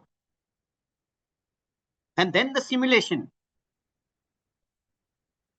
In my organization, my CEO, when he had to speak on the annual day, so let's say he's speaking at the Shanmukananda Hall, he would book Shanmukananda Hall at some time during the earlier 1 day or 2 days for the same amount of time for his speech, and used to take a few close colleagues with him, and then he used to speak it out, not a practice or a rehearsal, an actual simulation of what he would speak.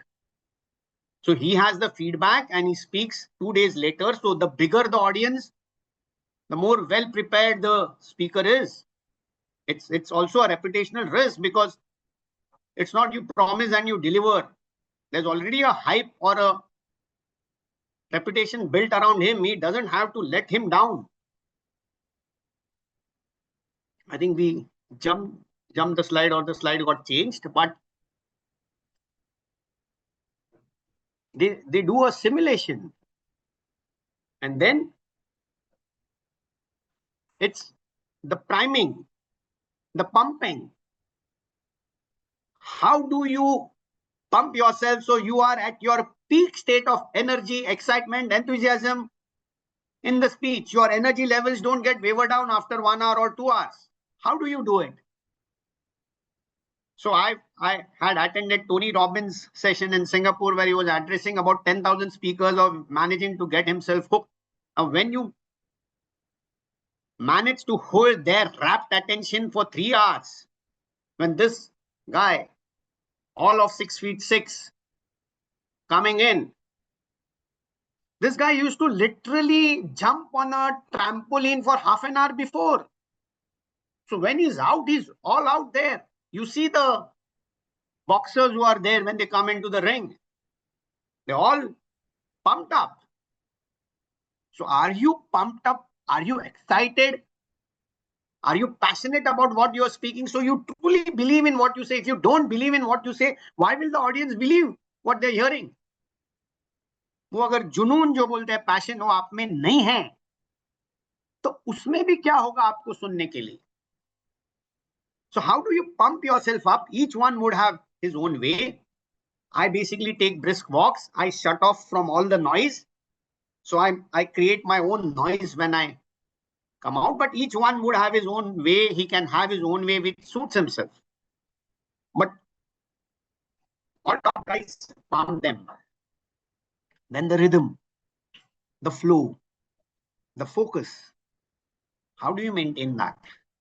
So each one would have his own way to build up the rhythm.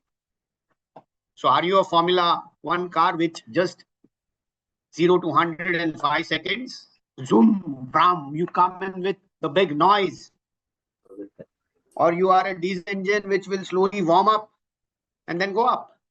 And finally you lead to a great tempo at the end, because end is what is most remembered. So you may have your own style, own strategy to be impactful. And then how you go in the rhythm, that one, be very mindful of the time. Rhythm doesn't mean you go and you lose track of time. आपको mic दे दिया, आप बोलते जाओ, लोग सुन रहे, you are happy, people are listening. A professional speaker will end dot on time. And don't even say things that I had a lot to cover, but because we are short of time, now I'll quickly wrap up. No. Don't let the audience feel cheated. कि आपके पास बहुत था, आपने बताया नहीं. Don't even ask them, hope I was good. Boss, you have to be good. How can you hope? आपके पास ही hope नहीं है कि आप good हो या नहीं हो, तो आप good कैसे हो सकते हो? So never ask these questions. So the faith in your abilities has to be so strong, and then you should make it. So supreme self-confidence which comes from preparation. अब वही चीज बार बार करोगे, आप डेफिनेटली इंप्रूव होगे. And you have done this. हम cycling सीखे हैं, car driving सीखे हैं. अपने आप पहले वो क्लच किधर है और ब्रेक किधर है, फाइनली अपने आप आंख बंद करोगे तभी भी आप चलाओगे गाड़ी. Why? Because it's practice. So what I say is, proximity is power. Surround yourself. They say you are the sum of all the 5 people who have spent the time with you, or you have spent your time with them. So surround yourself with a community of world-class speakers, or one who have passion for speaking. So all faculties could be one mastermind. Within that, have an accountability partner, have goals, have targets which they would push you. And all of us would be willing to help. And have a mentor. Many would be willing to mentor. I would definitely be willing to mentor some, because I have my priorities and time commitments. But yes, for some point of time, yes, definitely. Because as you mentor, you also get to know perspectives. You get fulfilled. You get also clear of your basics. So have a mentor, have a coach, have a mastermind, have an accountability partner, and do what these guys do to the extent you can do. Maybe you're on your way to being your best. Though the best is yet to come, my best will definitely come. So proximity is power. The best is yet to come, what will definitely come. And communication is the greatest skill in the planet. I think let's go ahead. So the next slide. Can I have the next slide?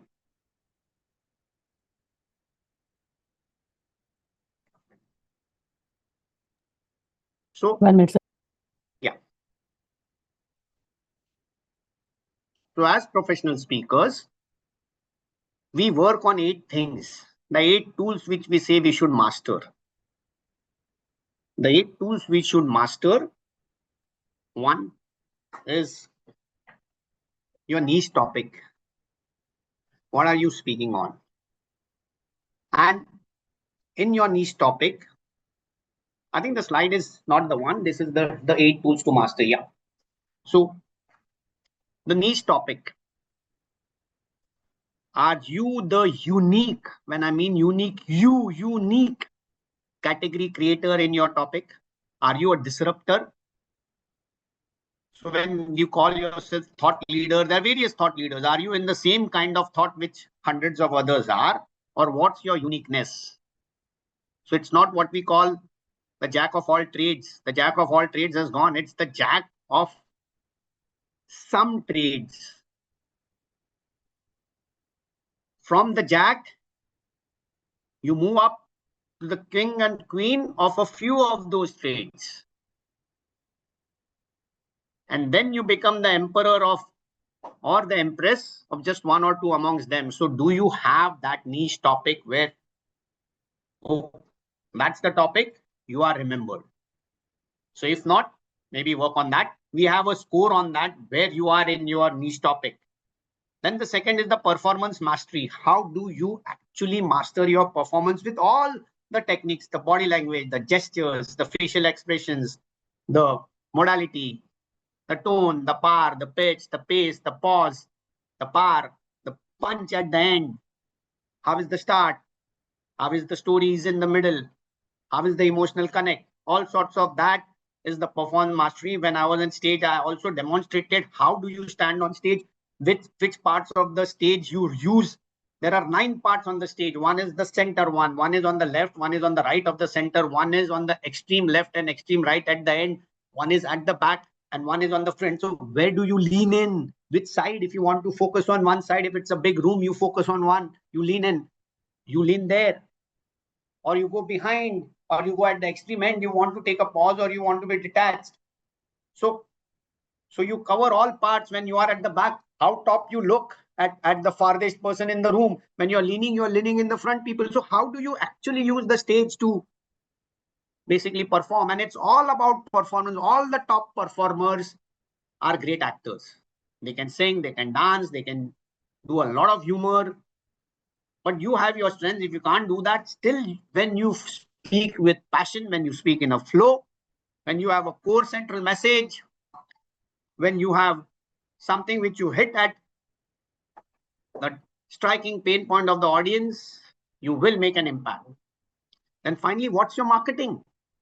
How will you build your branding? We have a session on branding. So how do you brand yourself? Have you written books on the topic? Have you become an author to get the authority? If somebody Googles you on the net or searches you on LinkedIn, what will he get? What is the impression he'll form from looking at you? The first impression. And then what's your product offering? So for a speaker, he's just speaking here, but आगे जाके क्या है? वो खत्म हुआ, उसके आगे क्या? आपका कोई कोर्स है? Udemy में, Coursera में, 3 दिन का, 5 दिन का, क्या है? Consultancy है, क्या है? What's the follow-up? Then what are the tools and techniques you use? So you may have a lot of props which may use your various other usages of technology you may use to basically. So if you are doing a do-it-yourself workshop, if that needs laptops, let them be on the laptops with that app or whatever app you are offering connected. So what are the tools and techniques? Each one would have its own techniques. So as we said, in visual, we have techniques. In auditory, we may have techniques. In kinesthetic, we may have techniques. Read, write, we may have techniques. So what are the tools, techniques we work on? And finally, it's the platform. Which platform do you use and why? So are we using the physical one? Are we using the virtual one? So the virtual one will require different skill sets. The physical one may require different skill sets. A lot of people who were aces in the virtual one, the moment they shifted to the virtual mode in COVID, they suddenly were fish out of water. They obviously mastered it in due course immediately. But each stage, the mechanics would be different.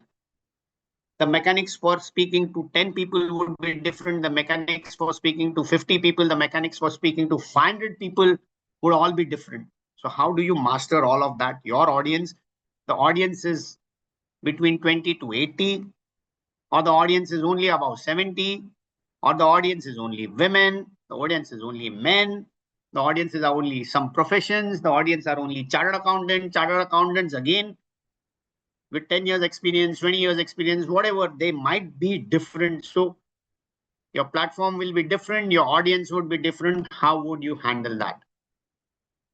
And the last is the ethics. As a professional speaker, do you have certain ethics?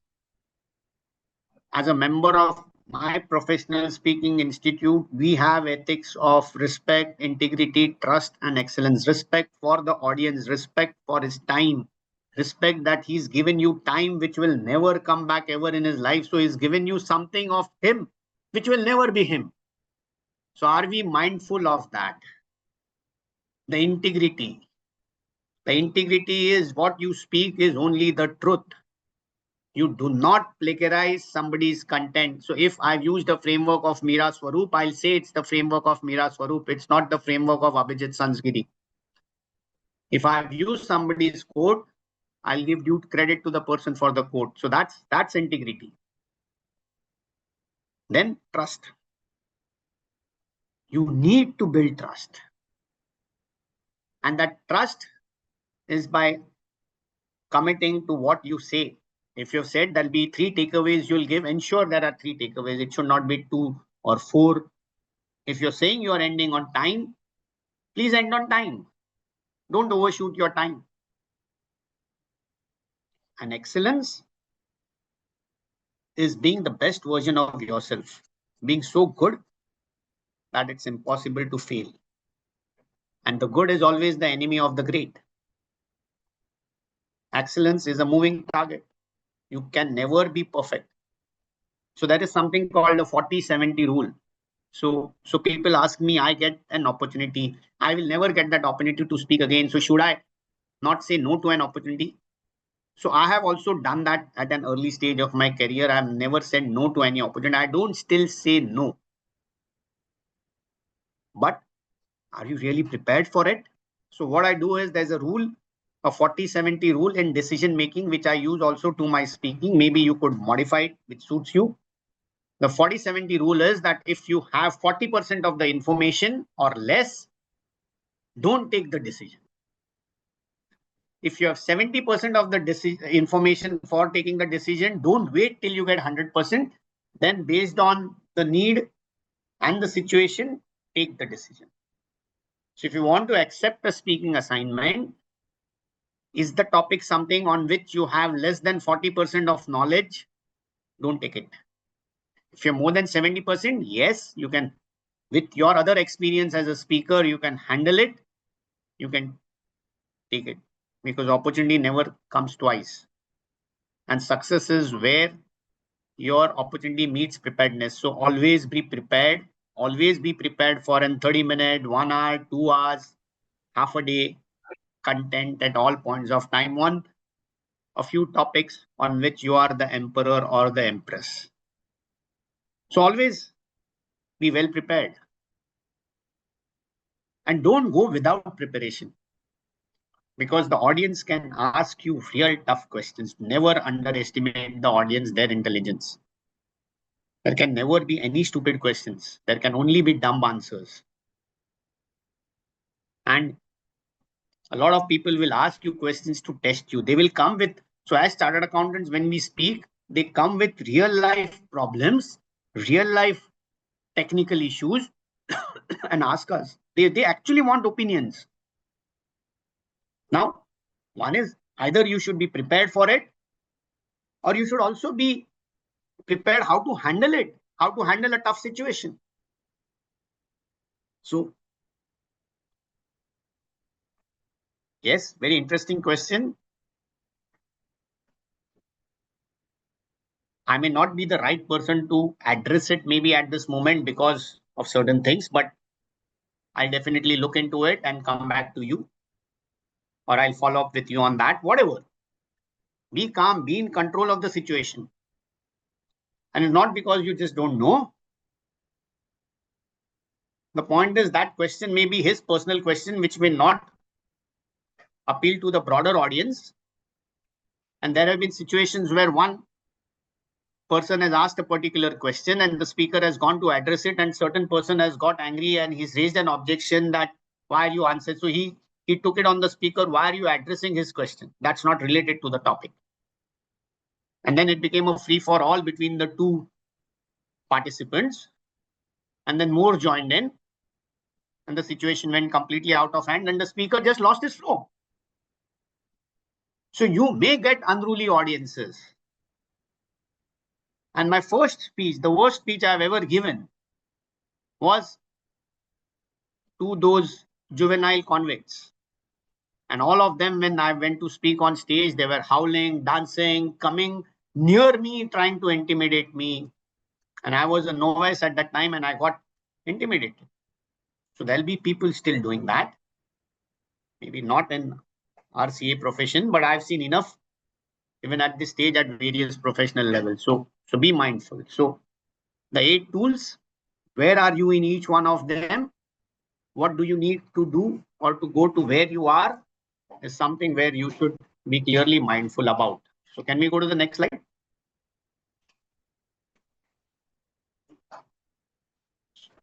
So 1. So we had But 7 points here, not 8. Which? Just now, Just the go first back. slide. Just go behind.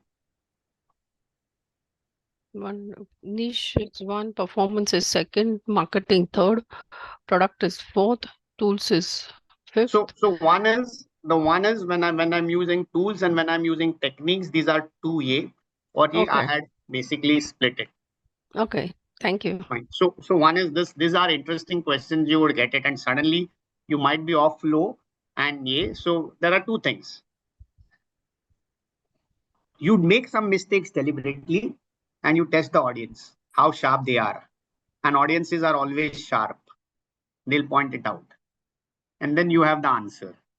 So maybe in a long A, you actually use that technique to basically be in control, or maybe somebody's in a virtual A, somebody's sleeping or is off.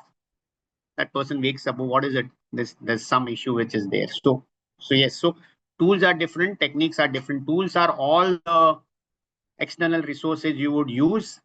Techniques are something you would use internally or your strategies. Fine. So 1, deliver value and exceed expectations. Now, what's value?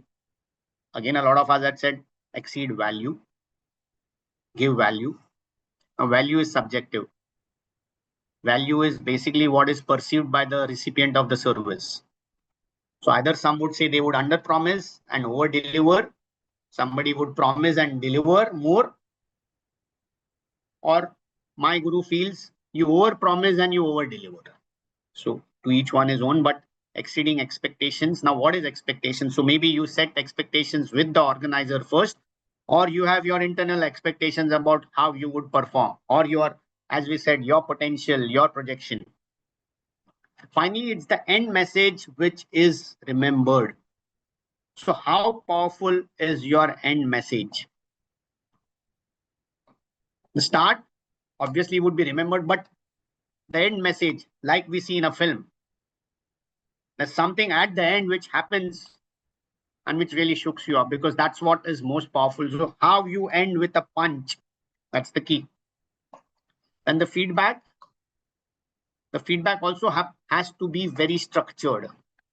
So again, be very clear on what your feedback is and how it encourages you to be better. There would be audience, as we said, just hijacking your speech. Be mindful of that. If you ask somebody like this and you want to make it participative and you throw open the floor, and somebody will keep on talking, and maybe to interrupt him will not look courteous. So be mindful somebody is not hijacking or spending your time. Then don't assume or underrate the audience in any manner. Even students, they have done all the homework about you, especially when we know when the students come to us for even getting articleship. They have done entire research on the firm. They have done an entire research on who the clients are, what type of work we do.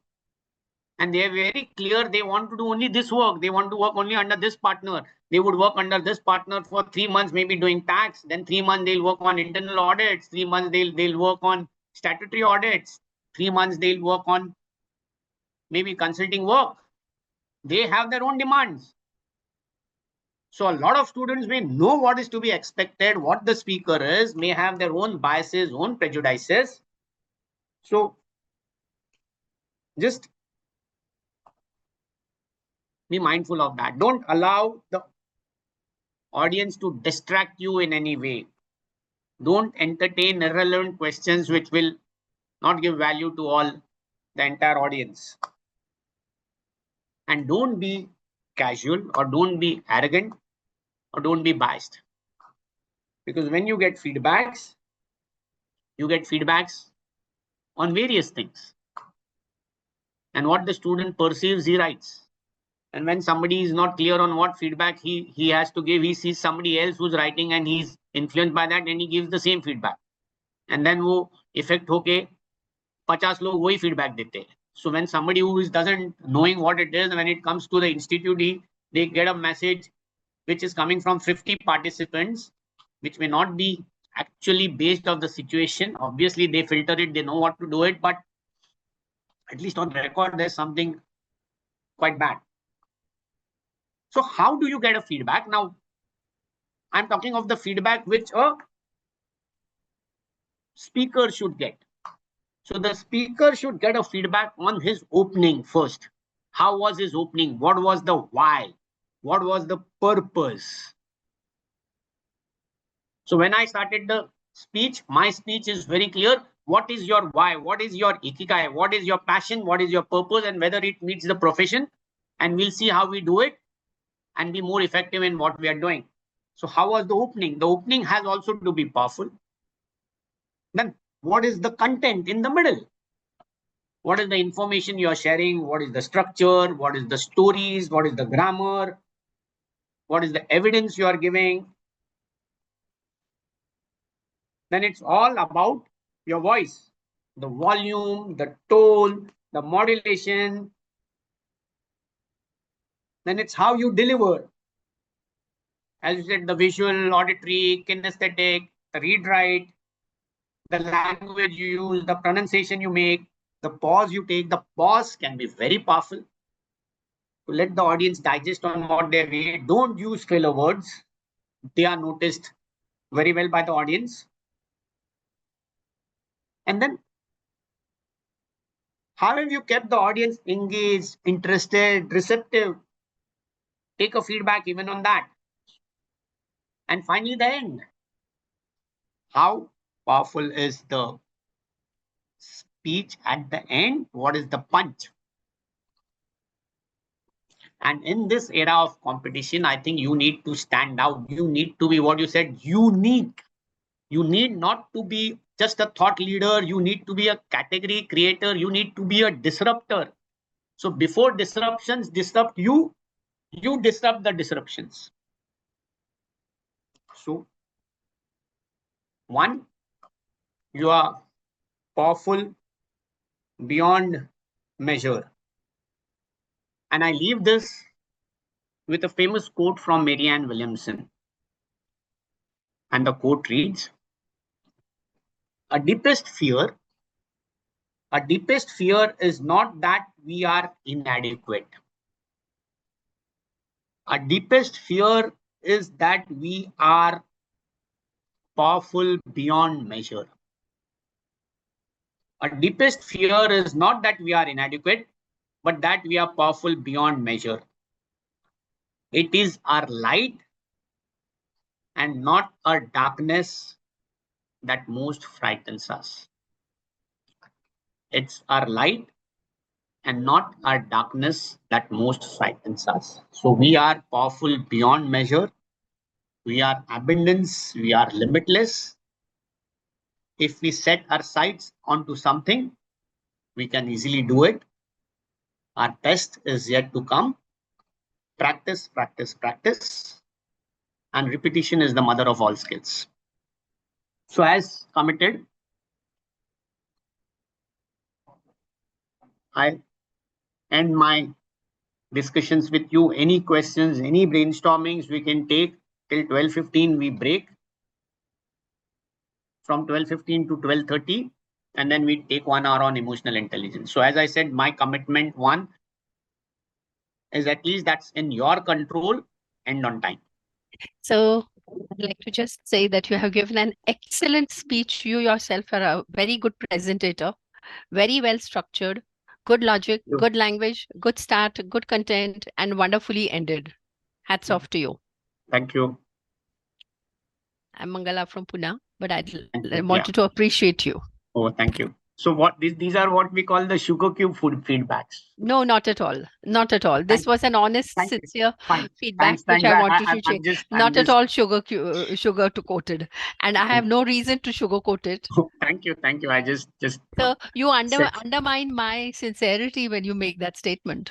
Oh, no, thanks. It was just yes, this is a positive feedback. It's a validation.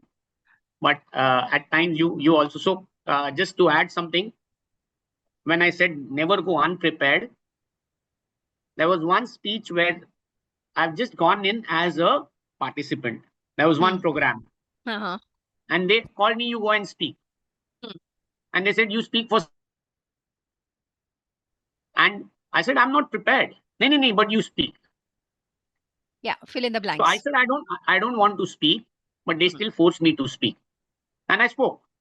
And not that I felt I was bad at what I spoke, but then the person who gave the feedback said, boss, you wasted my 6 minutes.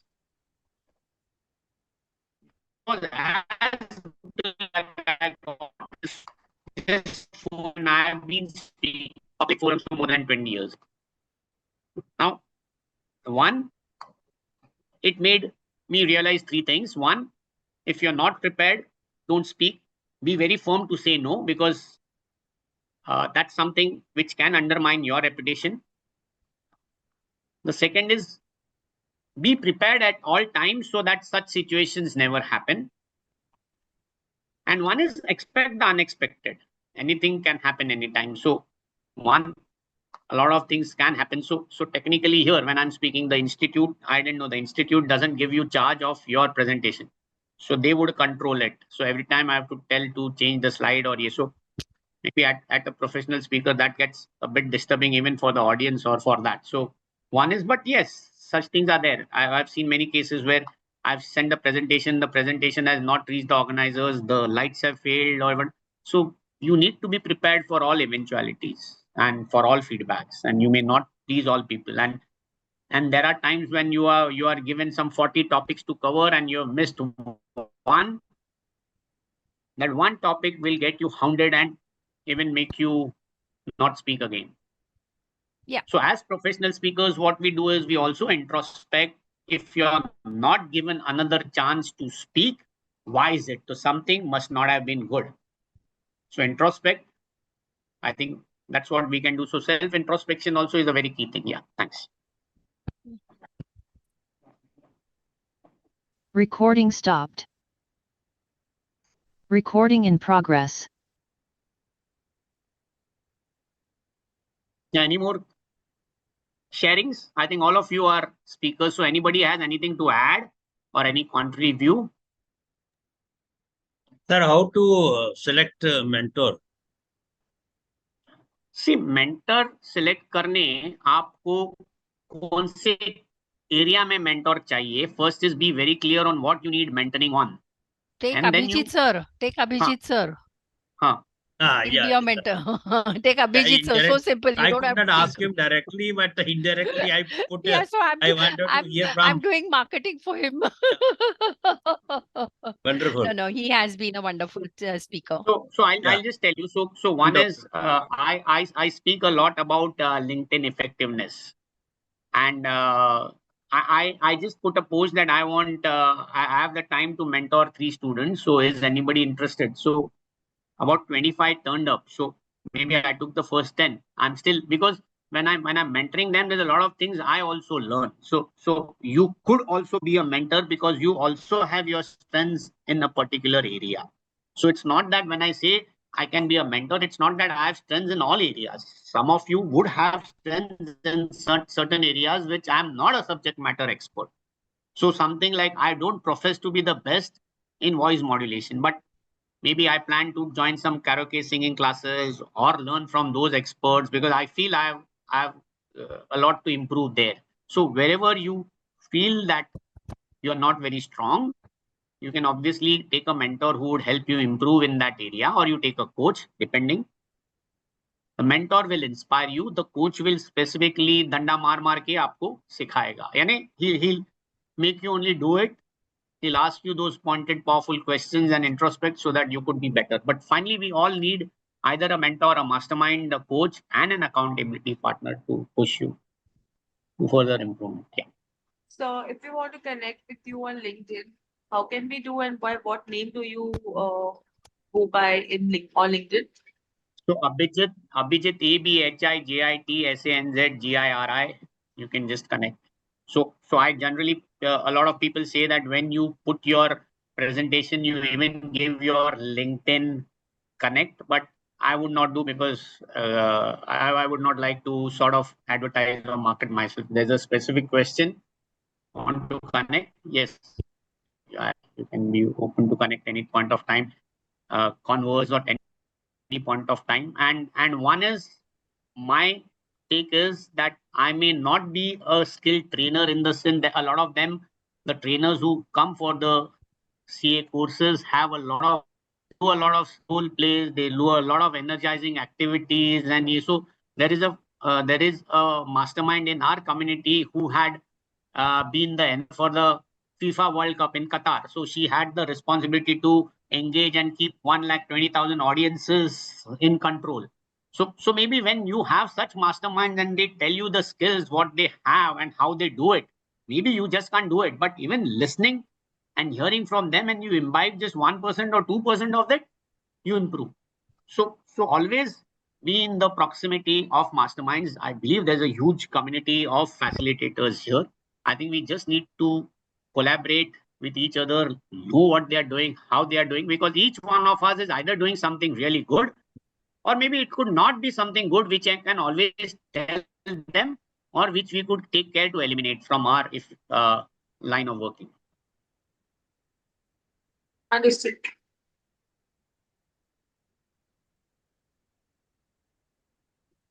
So again, it's all about practice. So one is whatever I speak on, I keep on blogging on LinkedIn. So I become very crisp and concise. So I would have in the last 4 years had more than 1,000 posts out on various topics, of which on communication there were at least about 300 plus topics I would have blogged on when I'm speaking. So that it also gives me the practice.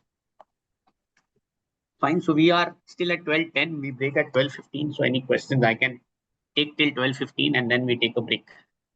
Again, as a speaker, it's important. The break is at 12:15. Unless everybody wants to go and you have their permission, don't switch off, because your time is till 12:15. Your time to speak was till 12. Your time to answer their questions was till 12:15. So let's break officially at 12:15, assemble at 12:30, and we close sharp at 1:30. So I'll speak till about 1:15. And then maybe if there are questions or if we want to break slightly earlier, we can break. But have one eye on the watch, because when you speak on a TEDx stage or a Joe stage, the 15 minutes or 18 minutes is very important. And I've been trained to that habit, because when I was practicing with the Speakers Institute, if I was given 6 minutes and I was physically speaking, if at 6 minutes, at 5 minutes, there was an alarm, which I used to say 1 minute left. At 6 minutes, there used to be a buzzer which used to go. And after 30 seconds, I was bodily lifted out. So I've been very mindful of not breaching the time.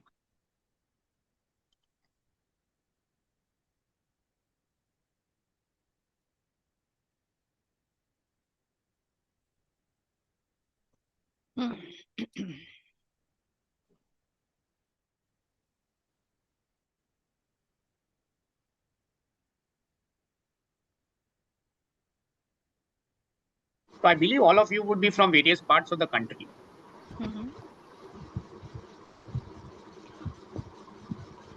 Yeah. So I'm Deepa from Hyderabad. Yeah. So the idea which you gave, that we can be experts, but we need to keep learning all the time. Yes. And we need to be enrolled in some course, was very good, sir.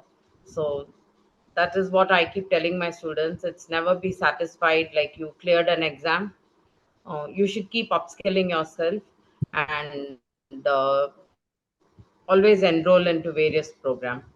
And another problem I face is some of them who come from vernacular background, they're hesitant to speak in the class. They are hesitant that they'll be judged, they'll be commented upon. So they feel very shy to open up. Yeah. So, So, and especially so when they have to respond in English, they are yeah, I get. terrified. Yeah.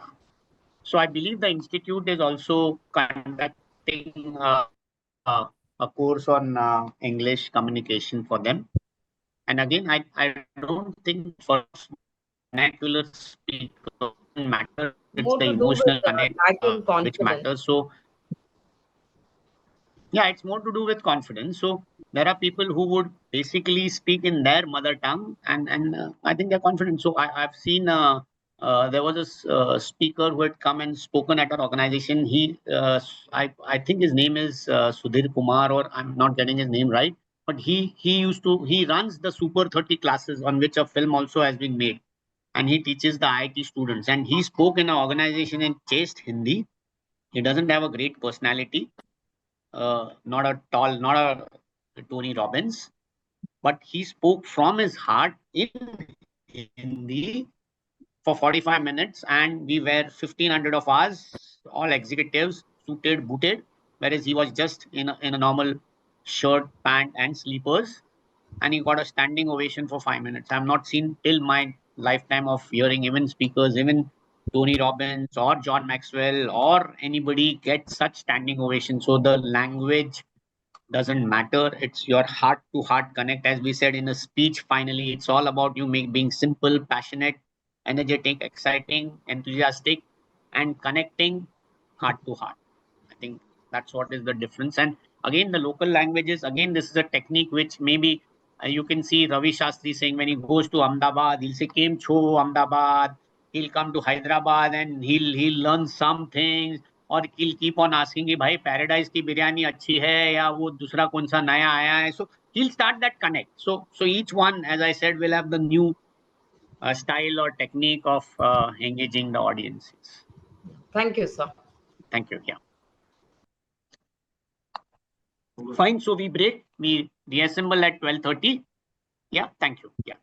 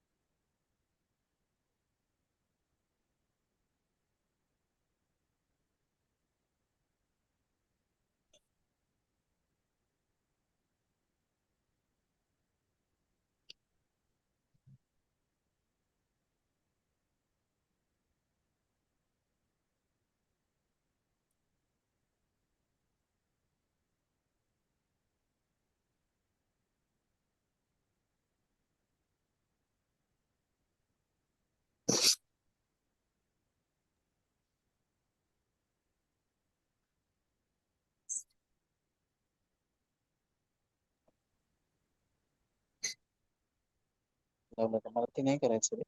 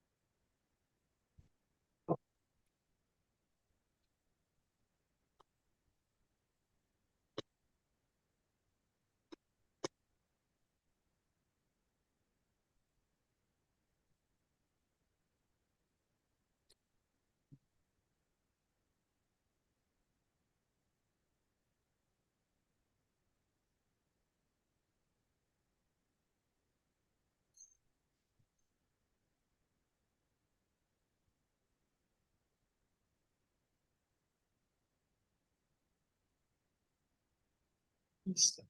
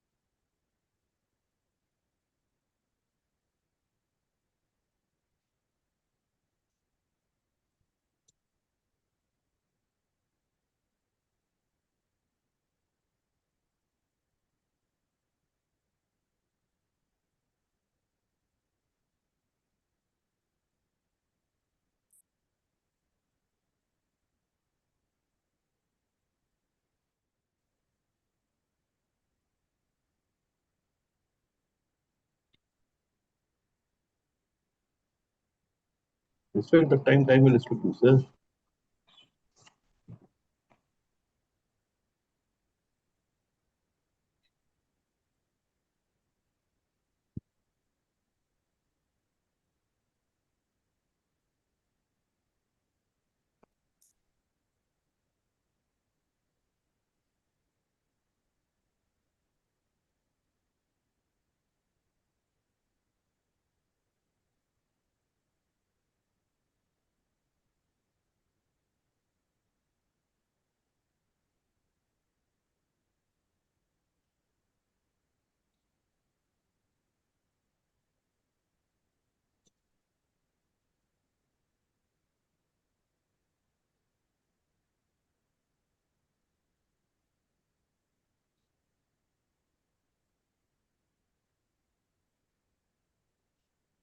We still have 1 minute. We start sharp at 12:30.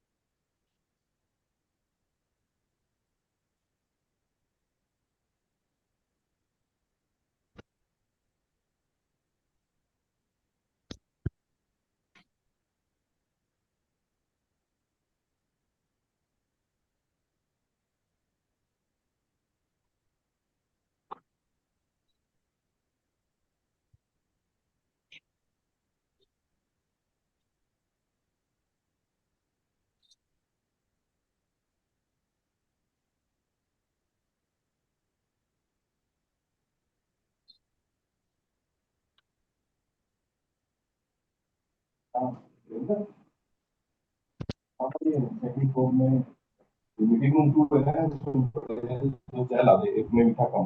दीपक चंदा बोल रहा था board of studies. Cup पे लगी बढ़िया थी।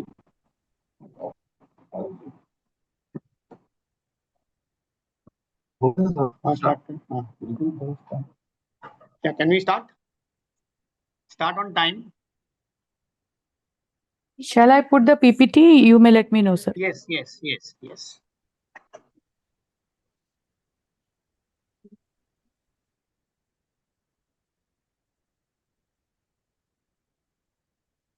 So I start this session on time, and again with a powerful quote by Dr. Rajesh Chandaji. Deepak Chandaji, sorry. Respect the time, and the time will respect you. So as a professional speaker, always start on time. That's not in your control. End on time. But if the audience is wanting you for that 1 hour, ask their permission to maybe extend it, and maybe ask even the permission from the next. Fine.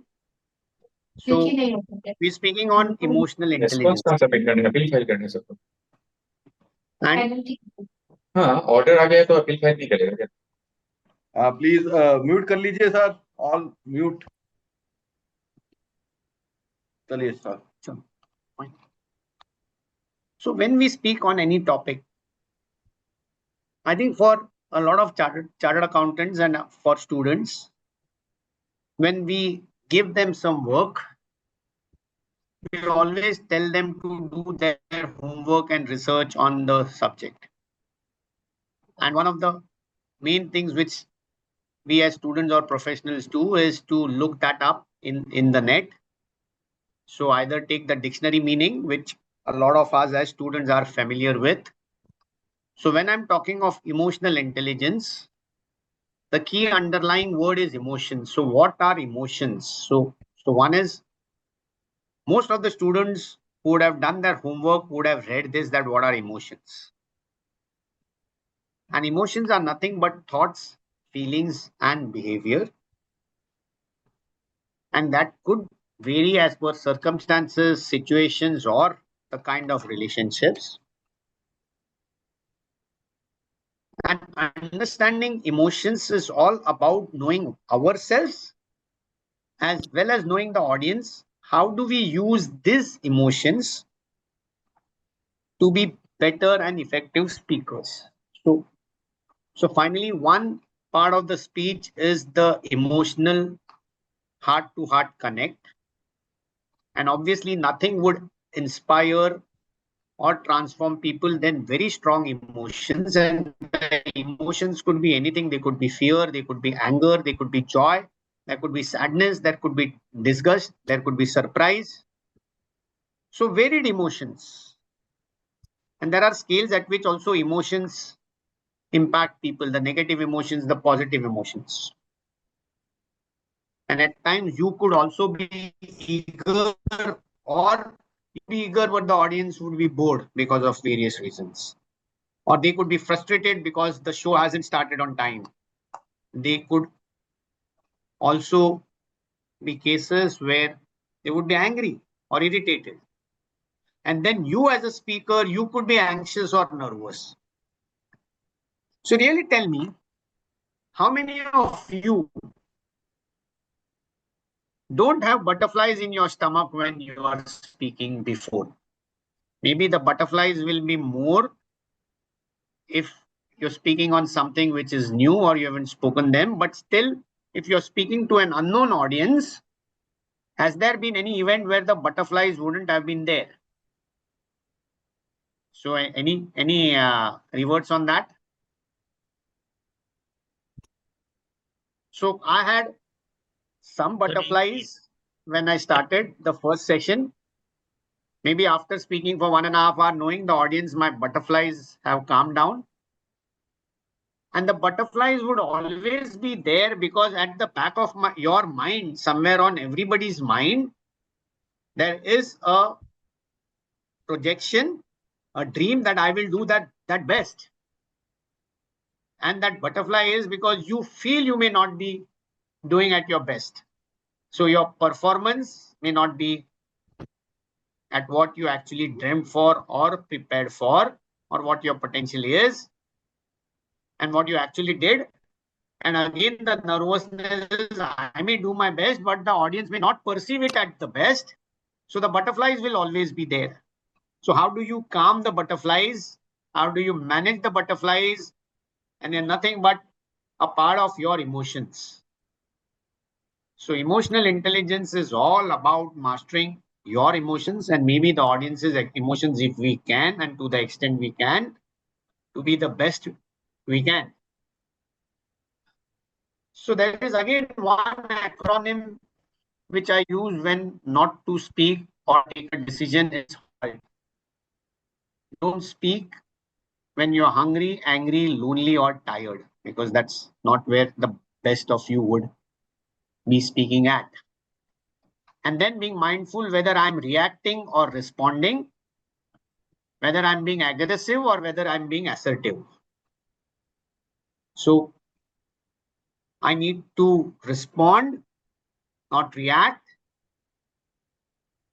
And I need to be assertive, I need to be firm, I need not be aggressive, and I need not be rude or arrogant.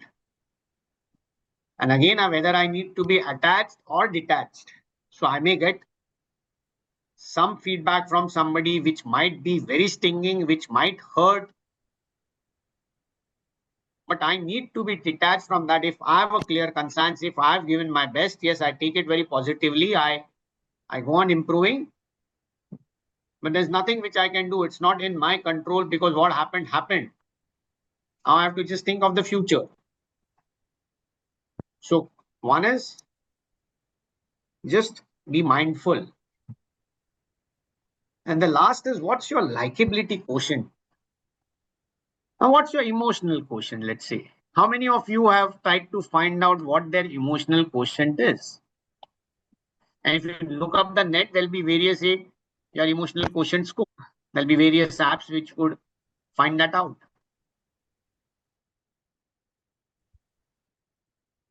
What your emotional quotient is. So please introspect. So I found out that I lack in certain skills. And I made an acronym for that. I said I need to be a pleaser. And when I said for me, so you can work out whatever works out for you. And when I say I am to be a pleaser, so that's an I say to myself every day. In P, I mean I need to be patient, I need to pause, I need to reflect, to understand. And the L is also on the listening part, the patience to listen. And E is when I'm speaking to have the eye contact with all. And when you are seeing an eye contact, obviously in a virtual way, there won't be an eye contact. There will be an eye contact in front of the camera. But in a physical mode, eye contact with all parts, all sections of the audience have it consciously done. Otherwise, I had very poor eye contact. The A is the approachability. How approachable you are. So you get a lot of time before the sessions to mingle with the audience, to know them better, to interact. So how approachable you are. This is the smile. I think you bring that warmth with the smile. You bring also an element of trust with the smile. You bring a connect with a smile. So how genuine is, how pleasing is your smile that you connect with your audiences instantly. And E is all about the energy, the excitement, the enthusiasm, the eagerness which you have to speak and which you are bringing on when you speak.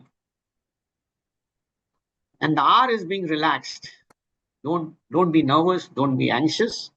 Just go on. Be at peace. Be at calm with yourself. Enjoy.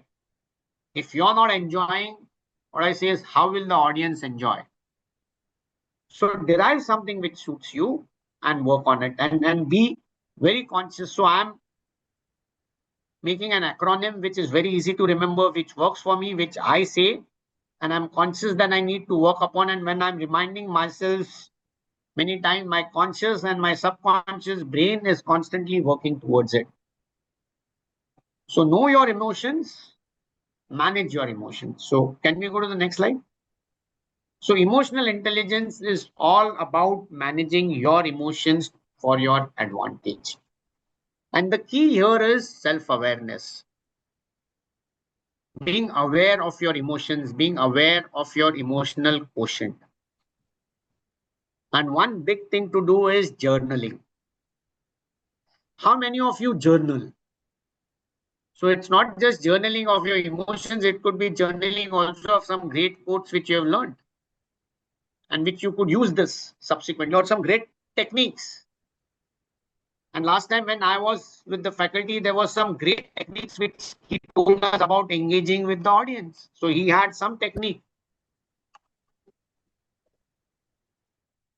So how often you journal? You journal your emotions, so you know various states, at what time, what your emotions were, on what particular days there was something emotions, what was the background to that emotion. So you're more self-aware, and awareness is key for any action for improvement, because you know where you are, so you know where exactly you want to go. And now once you know your emotions, how do you self-regulate them? So you know somebody, if he says something, you will get hurt. Now you are aware. But how will you regulate that and not get hurt? So one is, what's the self-care? What's the self-love?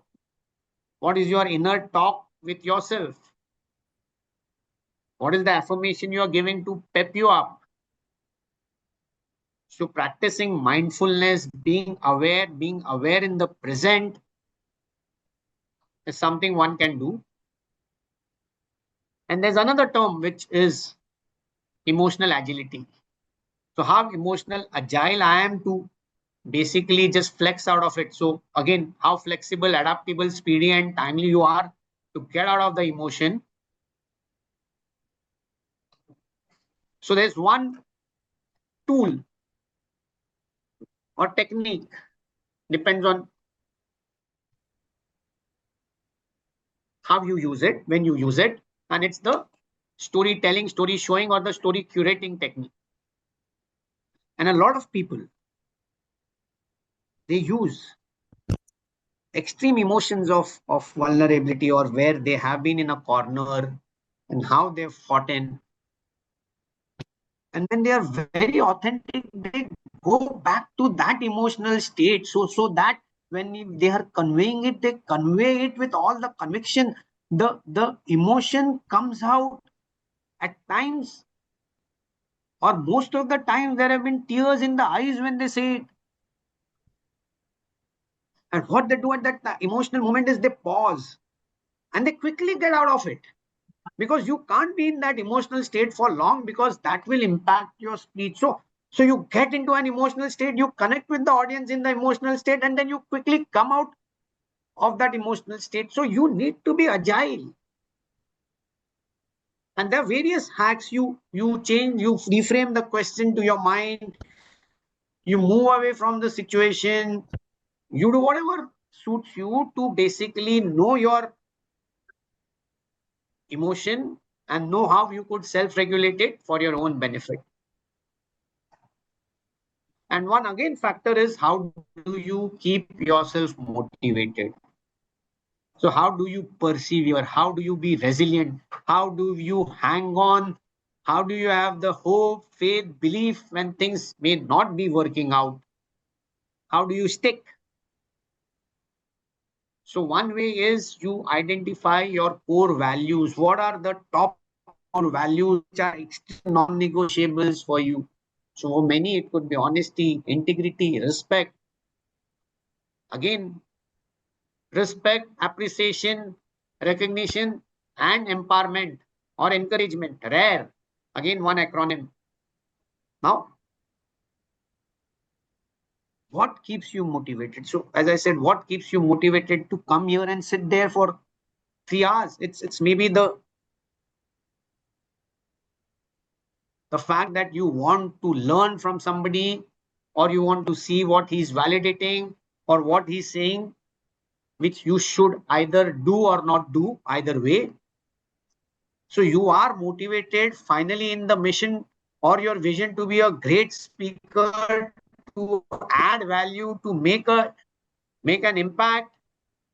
And as somebody said, to make them better humans. I really don't know who said that, but hats off. I think that's, if you don't value the humanity and the humanness in your act, I think the giving attitude, if you give, then only you will receive.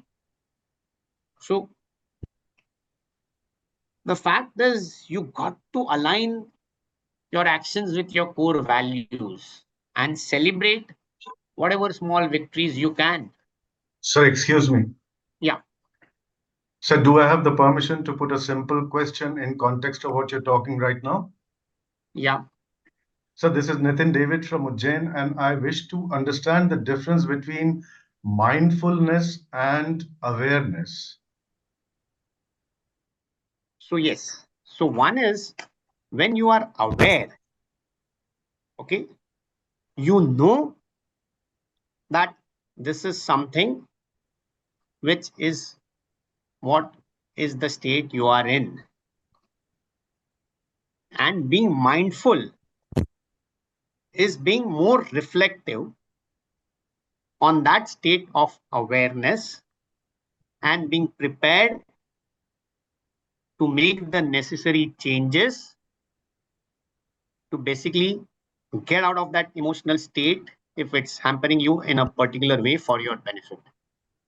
So mindfulness will come in a self-regulation, and awareness is the first stage to know, and mindfulness is the stage when you are ready to act. I think that for me is the difference between the two. Each of you may have its own versions, but when I'm mindful, I've taken that extra step ahead from the awareness to be ready to act for my betterment. Yeah, Thank I you, hope sir. I've addressed it rightly. Thank you, sir. Great question. Great question. Great question. So, one is you celebrate the small victories, then the empathy. Abhijit ji, can I take a few minutes? Yes. Thank you and good afternoon to all respected faculties. Our gratitude to you on behalf of Board of Studies and on my personal behalf for mentoring CA students. And I want each one of you to scale up in terms of parting our knowledge. And I was listening Abhijit ji only for a few minutes. We can transfer what we are having. So the soft skills, we demonstrate every second. The student watches how we are entering the class, at what time we are entering the class, how we are handling the questions. So the student who will be coming now, say from May onwards for orientation course, they are the students who have given the intermediate examinations and they are full-time students. So we can give them a lot of homework. Every day we can give them the homework. Is Dr. Sandhya there? See, Abhijit, I wanted certain things like, we have a faculty's WhatsApp group of 15 days. There's a, so, and one of the faculty we appoint as a master faculty. So we wanted to jot down these things. And if I'm coming on day 9th, I should know who are before me on earlier 8 days. And I should know who are subsequent to me on next 7 days. And I should have a feedback what has been covered in earlier 8 days. Then only I will be effective. Agree. So the reading of the self-development books must commence, and those faculties who are not chartered accountant, they may be taking sessions for 10 years. They may be master of soft skill. But if we don't relate with the students and we don't do an applied soft skills, I would say, key what a chartered accountant will be doing, what subjects, and we want minimum training on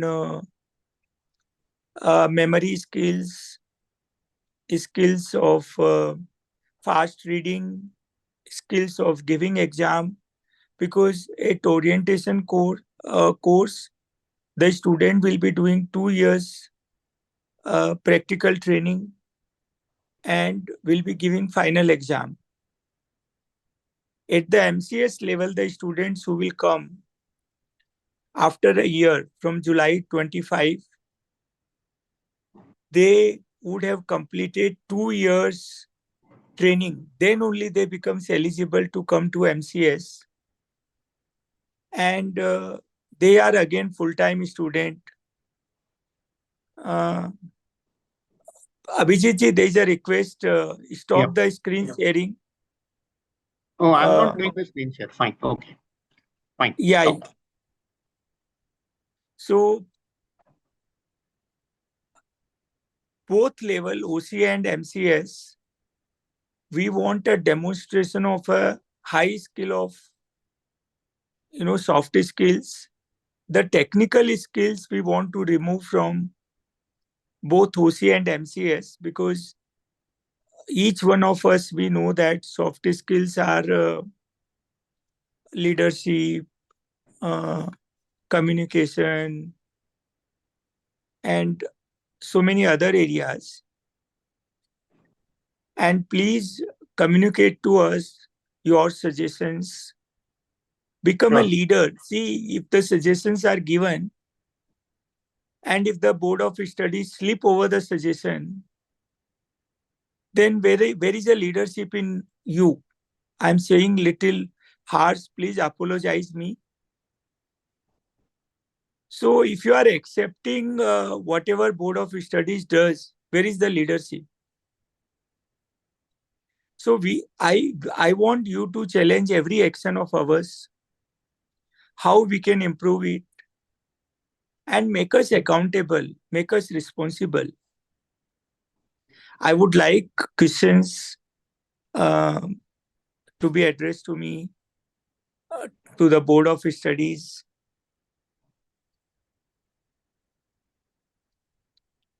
And on the honorarium part also, at board of studies, we have taken a decision to give 2,000 rupees per hour.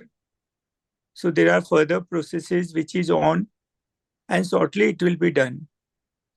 But as on today, if the branches are, Rita madam, is Dr. Deepak Chanda on Zoom?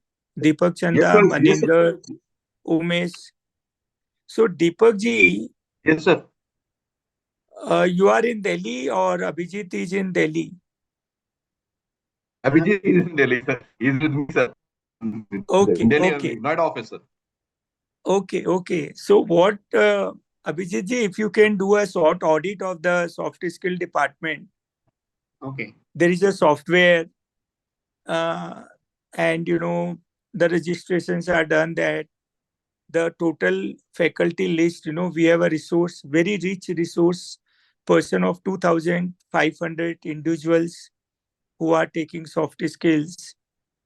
So strong database, and many, like yesterday I addressed the FDP. There is a person called Yogesh Chandak from Kota. He's a CA of 97 and done all level of training in Junior Chamber International, JCI. Now he WhatsApp to me this morning. I'm in New York and this is 3 o'clock, 3:25 in New York time. So, many of us, the Koinu diamonds, I do not know, because in this population of 2,500, there, unless you interact with me, you tell me your abilities. So therefore, then we will start involving you, maybe as a master faculty, maybe as a faculty in different. We want to do monthly Zoom meetings to enhance our skills. We should be lifelong learner. So till we die, till the last breath of us, we will be keep on learning the soft skill. It is not that at one level we have completed it. I'm seeing few comments on in chat box. Deepaji is writing, putting soft skill prior to technical skill. See, this is a writing on the wall. If an individual is not having soft skill, that individual will not succeed. The technical skill may be 100%. So the soft skill, and therefore this OC and MCS was started. You can raise a question, because in the chat box I just see good afternoon, thank you.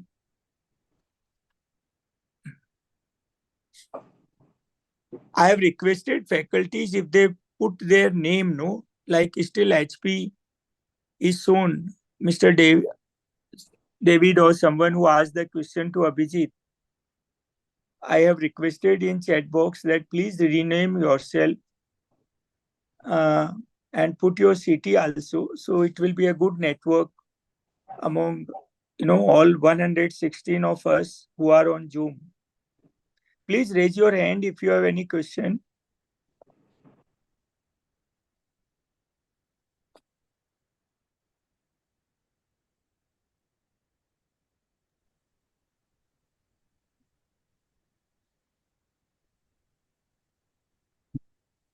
Now in the soft skill, we don't talk the Apruva Vyas.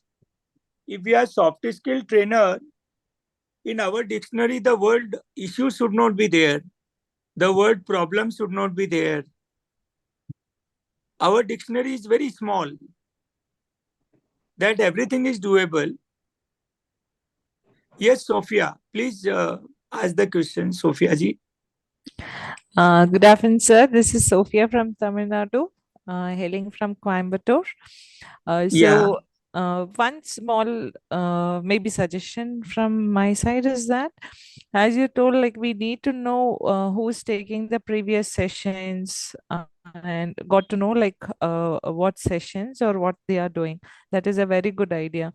But at the same time, is there any track which we could have? For instance, when a session is being done, can we upload like what topics have we covered, or what activities have we covered, anything, so that it is in a particular SharePoint where the next trainer also gets to know, okay, these are the activities done, these are the topics covered, so that there will not be a repetition of the same activities. At least it will give a heads up for the coming up trainers to come prepared with a different set of learnings and inputs as well. Can I? No, 1 minute, 1 minute. Sophia ji, Yes, there is sir. a soft skill called leadership. So are we following for ourselves? See, if I go as a faculty and I have been given topic X, I speak on topic X. And then students tell me that this topic X is already covered. Am I a leader? I should ask myself.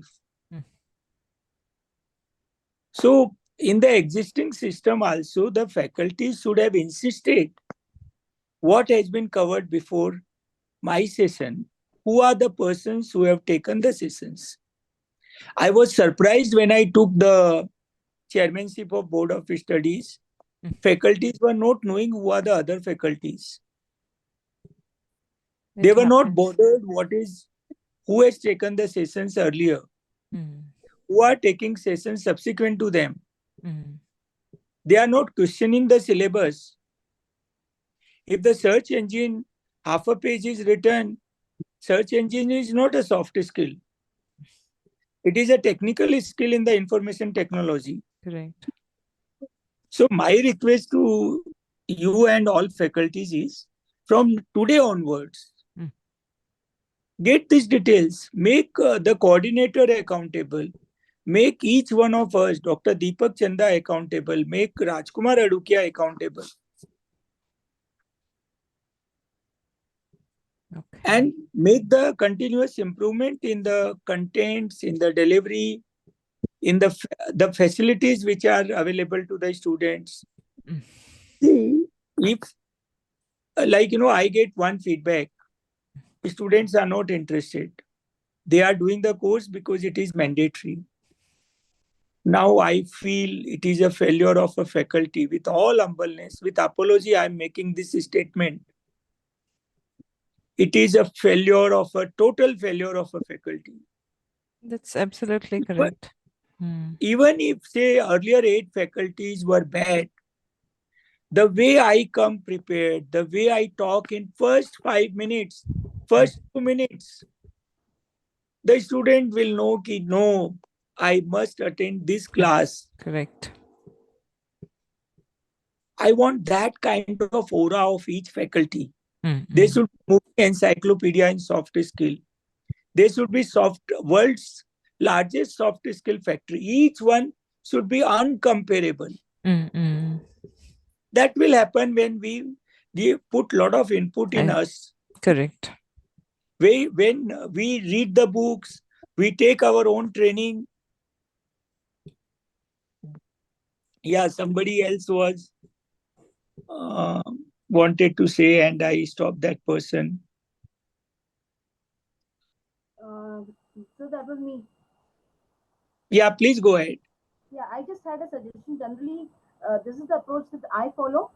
Whenever, whatever be the day, let's say I'm going on the 12th day. So the first few minutes, I do speak to the students and I try to understand what are the activities that they have done in the past 5 days. And I also try to understand what is it that, how did they correlate the activity with the topic for the day. So it kind of, yes. मैं request कर रहा हूँ. I am cutting to save time. I am not allowing much you to speak. हमने जो भी बातें की है, why don't you jot down, like batch number should be given what the system is giving a batch number. The faculty number should be what the system is giving the faculty number. And from today onward, even if the batch is in the middle of the batch, can we start, Dr. Deepak Chanda? You have to see, I have been telling you this, what I am telling now in the Zoom. Ki make a WhatsApp group of the 15 days faculties. Make a master faculty in the each batch. See, if I want to bring reform, Dr. Deepak ji, we have to work extra. We have to get a thing made. So it is not happening, my dear. Okay. So maybe from today onwards, the batches which are on, get a WhatsApp group of the faculties. Earlier faculties write in that WhatsApp group and put initially me also in some of the WhatsApp group. Then we will come up, maybe one person who is the city coordinators. And we will come to know many things which is happening, the faculties who are coming late, going early, faculties who may be taking the whole batch. Everything we will come to know if we put the controls in place. These are not one way of taking these are controls. Another way is this. These are improvements which will help each one of us. If our goal is to be number one in the world. Any other? Yeah. This is Riddhi, CA Riddhi Bhatia. I am पहले associated rename with करो ना यार, आप rename नहीं कर रहे हैं सब लोग. Riddhi लिखा दिस हुआ विल है। हेल्प. अरे रिद्धि लिखा हुआ है, मैं बोल रहा हूँ सीए रिद्धि भाटिया लिखो. हम सॉफ्ट स्किल ट्रेनर हैं. मैं एक रिक्वेस्ट कर रहा हूँ कि this will help. HP sir ने भी अभी तक नहीं किया है.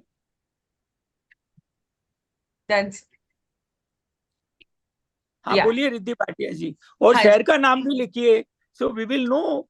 You need not speak out. The Zoom will say कि there is a CA Riddhi Bhatia from X place. Go ahead please. Hanji. So I just have this request that I've been associated with our institute for teaching for more than 10 years now, and I have this request that faculties को ना जो मेरा भी experience रहा है और जो मैं शेयर भी करती हूँ, जो न्यू फैकल्टीज को मैं कोर्स कर रही हूँ, कि एक अपने लिए एक चेकलिस्ट काइंड ऑफ बना लो कि आपसे एटलीस्ट मिनिमम ये एक्सपेक्टेशंस है. जैसे बहुत सारी, I am from Mumbai and I am working with WIRC, Vasai branch, and they have given this superb, maybe mentoring, or maybe we have a lot of sessions also, wherein आपको ये minimum requirement है, like when you have to come on time, you have to have this decorum in the class, and students should be, and it's part being faculties, we are actually developing future chartered accountants of the country. And every one of us, मतलब हम में से बहुत सारे लोग, हर कोई एक chartered accountant से मिल रहा है. तो वो एक decorum, it's our responsibility that हमको डेकोरम पास ऑन करे, हमें जो सिखाया गया है उससे ज्यादा. And I completely agree with you, sir, that we have to first invest time in us, and this is a great opportunity.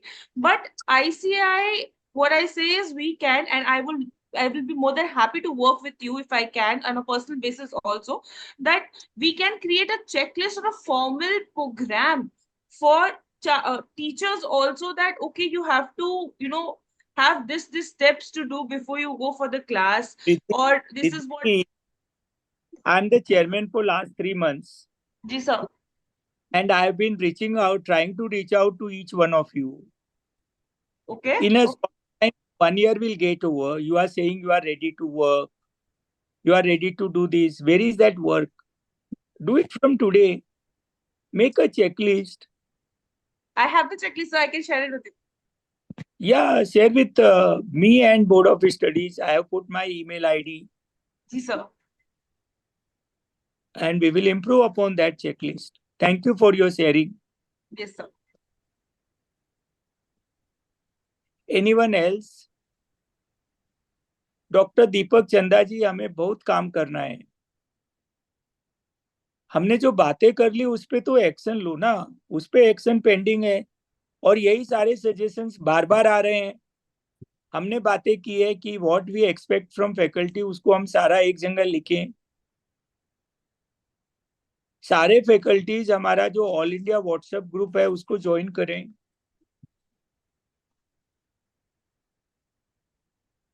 And yesterday I had requested you कि जितने भी फिजिकल फैकल्टी डेवलपमेंट प्रोग्राम होने हैं, make a flyer of that, circulate among all the faculties. Yes, Rohit Bora ji from Ahmednagar. CA Rohit Bora. Yes, sir. Very good afternoon to all. जरा video on करो. Convenient? Yeah, it's very much convenient.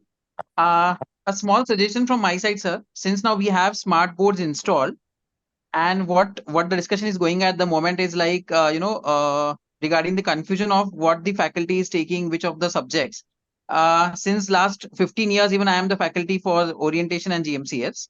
So I do agree with whatever are the opinions that yes, sometimes there's a confusion among the faculties regarding the topics they're taking, and it has also been found that few of the faculties are switching over the topics, like a particular topic is being allotted to them, but they just take at their own convenience the way they want.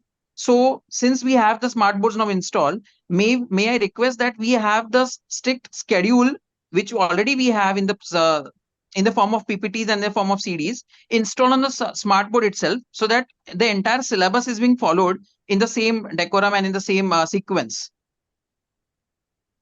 Thank you. Thank you. Rohitji, you please assist us. Take the lead in that. We are trying to put, I think Dr. Deepak ji has shared a trainer's manual also, which is a draft trainer's manual. You share in all groups that, and please email also. Right, sir. So Sure, in that, we'll do that, sir. we expect from the faculty, we can put that. Yeah. Sure, I'll do that. Any other question?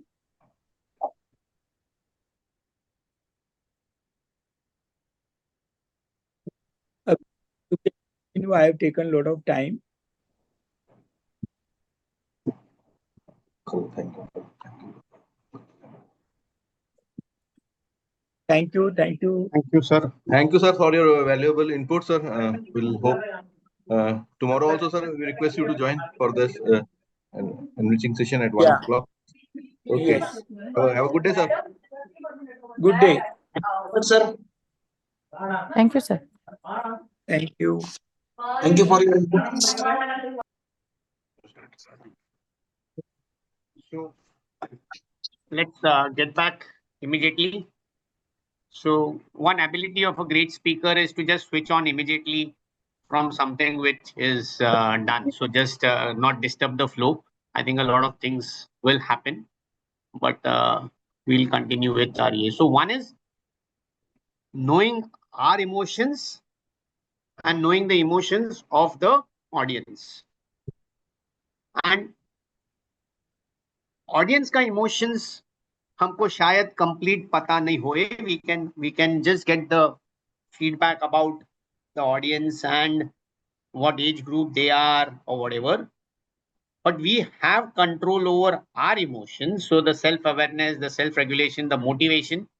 And the next is one big tool is empathy. How can you empathize with the audience? You know that you care, you respect them, you appreciate them, you recognize them, you encourage them. And if they say something, yes, you nod. Very interesting question. That there are ways of respecting whoever is speaking. You summarize what you have said, you make them heard, you make them valued.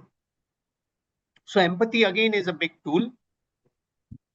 Then the social skills of engaging storytelling. If there are any conflicts between participants or between the students who are switched off, maybe there are some smart Alex in the room who would like to disturb or ask irrelevant questions. How do you handle them? That again is a skill. So a lot of things we do. And I think one good question which came out of that is a basic, as I say, the mastermind is nothing but a community. So community building, how do you basically collaborate to complement each other, which are strengths? Some may have weaknesses, some may have that strengths, and how do we complement each other so that we co-create and co-elevate each other? I think that's key for all of us to work as a team.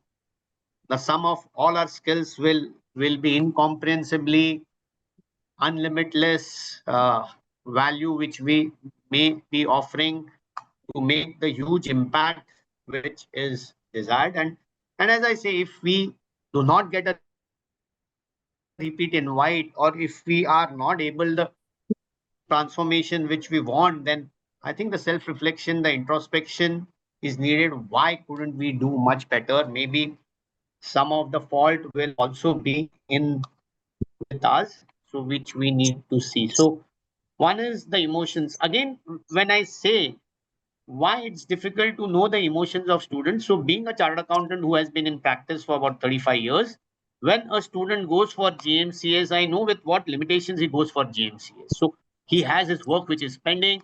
He's just taken GMCS. So at times he'll get phones from his office. He'll have some personal problems which would be there. So he would be maybe switched off when he's there. So he has his own background, circumstances, situations, and we really don't know. We look from our point of view. We really don't know from which page he's come from, and we just land on that page. And then we expect things to happen as per our way, my way, or highway. So maybe that empathy factor, knowing him is key. Now, we may not be able to know him completely, but to the extent in the limited time that we could know him and how we could galvanize that as a team for more effectiveness is what we need to know. So, one, the awareness and then the mindfulness part of it is what is key. So, can we go to the next slide?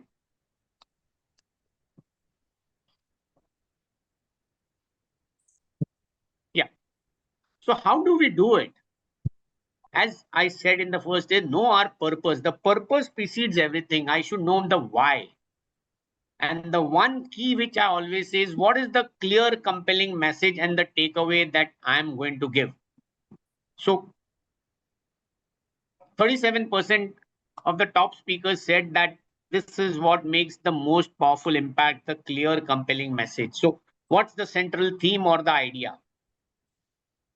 And then once you have that theme and idea, and you know what the audience is, how do you weave that idea in your own structure, whether it's the visual, whether it's the auditory, the kinesthetic, the read write, a combination of all these, so that the 14% which I said, addressing the pain point of the audience, the reality, is what you've done.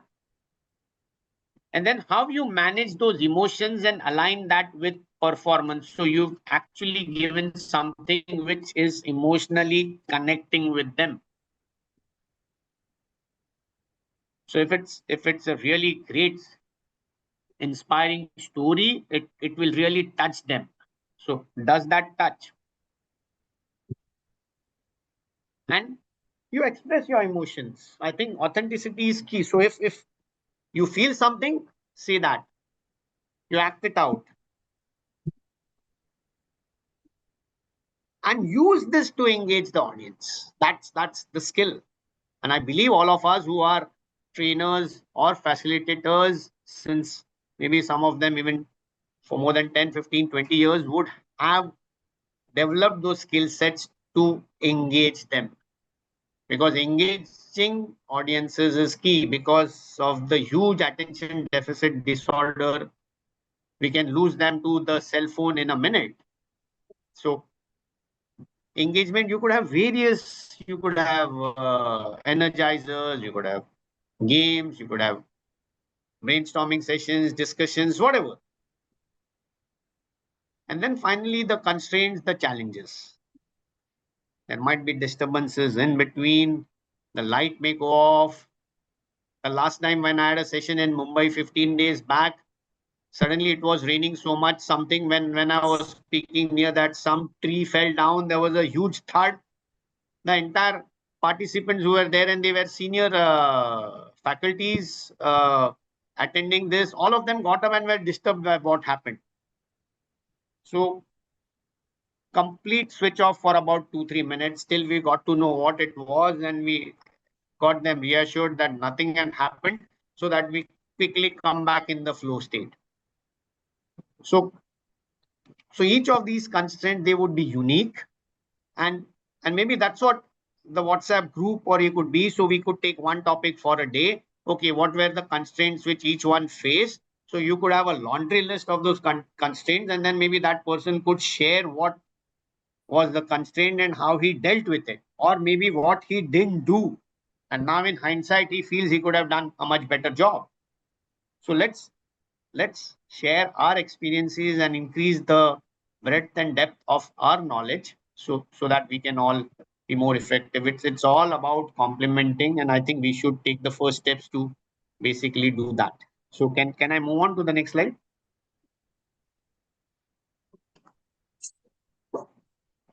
Yeah. So finally, I come to the last few slides. The actions we need to do to build and show that care, build that rapport, the trust, and the loyalty. As I said, stand tall with your trust, approachability, likability, and your listenability. There'll be a lot of non-verbal cues which the participants will give. As I said, the techniques in a virtual seminar would be different. The techniques in a physical seminar, you can pick up all the non-verbal cues. In a virtual seminar, practically participants switching off their cameras, you would not know. But yes, that's the restraint which you will have. You'll have to be as energetic, as enthusiastic, as eager, as exciting as you were. And then, how do you manage your own emotions with your visualizations, with your affirmations, with maybe if there's a tough question, you breathe normally, take a pause, or maybe before that you meditate, or internally in the break hour, you do your meditation to remain calm, your internal pep talk you give to yourself before a speech to maybe manage your nerves. So each one would have his own techniques. And I believe if you're not doing that, you could try incorporating that in your practice. So you could be better if that serves you in any manner. And stories, again, a lot of that has been said. I feel at times storytelling, story showing is all overhyped. Not that it is not important, but you end up telling stories which are repetitive or which you haven't made interesting or humorous, then they may fall flat. Same with humor. So need to know when you mix them up with the right emotion so that the audience gets transported to that scene. He can visualize it, he can see it, and he can connect it. So that's where when you're performing on the stage, you use the entire length and breadth of the stage. You are centered, you move here, you move back, you be attached, you be detached, you lean in, you lean out, you are here, you are there, your gestures, your facial expressions, your tonality, your voice modulation, the pause, the use of words, will all make a difference. And maybe the anecdotes, the case studies, the statistics, you could mix and match everything so that, okay, you're speaking continuously, you are not repetitive. You're not boring. You become interesting. The question is, at times we ask a question that, would I have listened to myself for 2 hours? So there was one speaker who spoke on preparation. And we've all heard of the mirror talk. And he said, don't do a mirror talk because you're speaking in front of somebody, your own self in a mirror, where the emotional feedback is not there, the non-verbal cues are not there. So speak in front of somebody, record yourself, see how your entire performance is happening, and then take a feedback. And I always take a feedback from one person, and that person is my wife. And I think the most honest feedback you can ever be given can be from your spouse. Very constructive, very hard hitting, and something which really matters. Because somebody who is concerned about your interest, I don't think there is any person, maybe other than your mother, who can give you that. But maybe she is from a different generation. So I really don't know whether she would be the right person. But yes, I take feedbacks from everybody. But yes, I make my wife hear my speech at a lot of times, even though that's a big challenge to make her sit and give a feedback. But if you get the opportunity, don't miss it out. And I have my own sets of people who give me the feedback. So one is when I was speaking on emotional intelligence, I shared my presentation with 2-3 people who speak on emotional intelligence. They gave me a lot of suggestions. They gave me how they speak because they speak on that subject only. I speak on this subject, but maybe I speak on it for some time. These guys speak on that forever. So how do they do it? What is the ones they share. And when I'm saying integrity, quote them. So one, yes, then how creative you are, how resilient you are, how tenacious you are in your practice. It might feel boring to practice again and again. Have that discipline, dedication, determination to practice, but those are key skills. And then how you mix match your tone, your volume, your pace, your pitch, your gestures, your expressions, your intensity. I think just go in the flow. You make them feel, you get them involved, you make them do, so that you'll have a bigger, better impact. And I just move to the last slide. Yeah, can you turn that? So some techniques which I use. One is active listening. So there's one acronym I use is FIGI for active listening. One is focus on the audience. One is do not interrupt if somebody is speaking, so that you get the cues on what he's speaking, how he's reacting, how he's responding.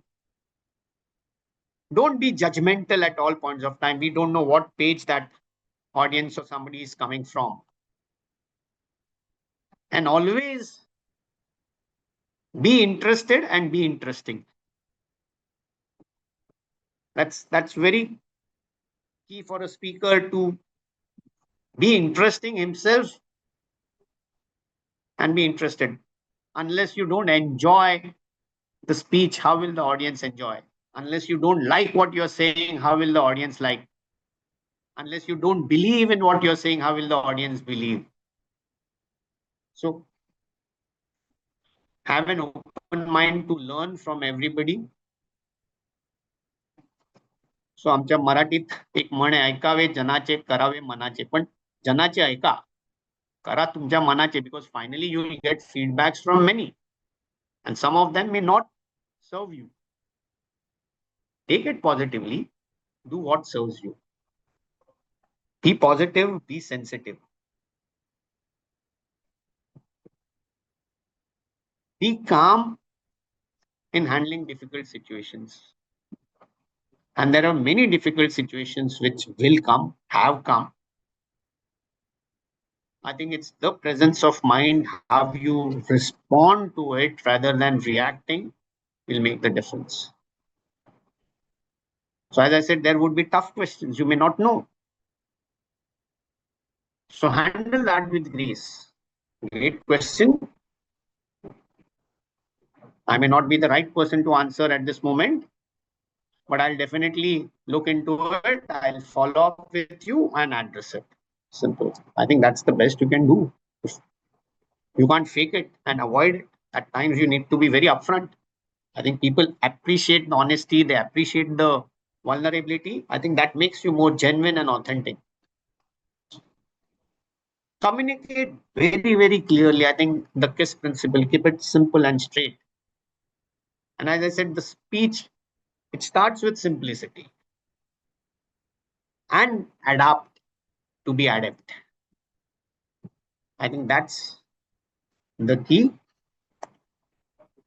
So to sum up, emotional intelligence is nothing but knowing your emotions and knowing your thoughts, feelings, and behavior, both self and of the audience, to regulate yourself so that you become more effective speakers. There could be various emotions from positive to negative. You need to respond, not react. You need to be assertive, not aggressive. And you need to have the right attachment and detachment. Then the self-awareness, the self-regulation, the motivation,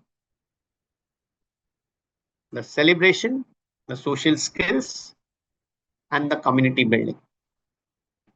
So know your emotions, express your emotions, manage your emotions. We are all emotional human beings.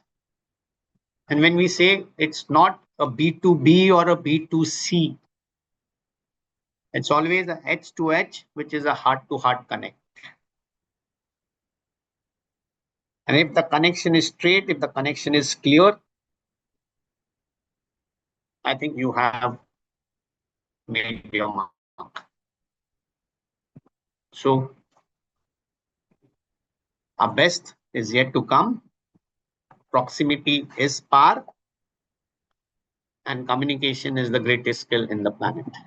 So thank you for spending your precious time, that valuable time which will never come back. I think the presentations are shared with the Board of Studies, the office. You can take at any point of time. Any questions, we can always interact anytime. I think in the faculty group, my number would be there. I think the more we brainstorm, the more we know each other's perspectives, views. Each one will have his experiences, his unique experiences. I have not lived your life, you have not lived my life. I have not been to that culture where you have been. You have not been to that cultural background. So each one is, I say, abundance. Each one is limitless with his knowledge, experience, and wisdom. Thank you. Any questions I'll take? Again, I think I'm bang on time.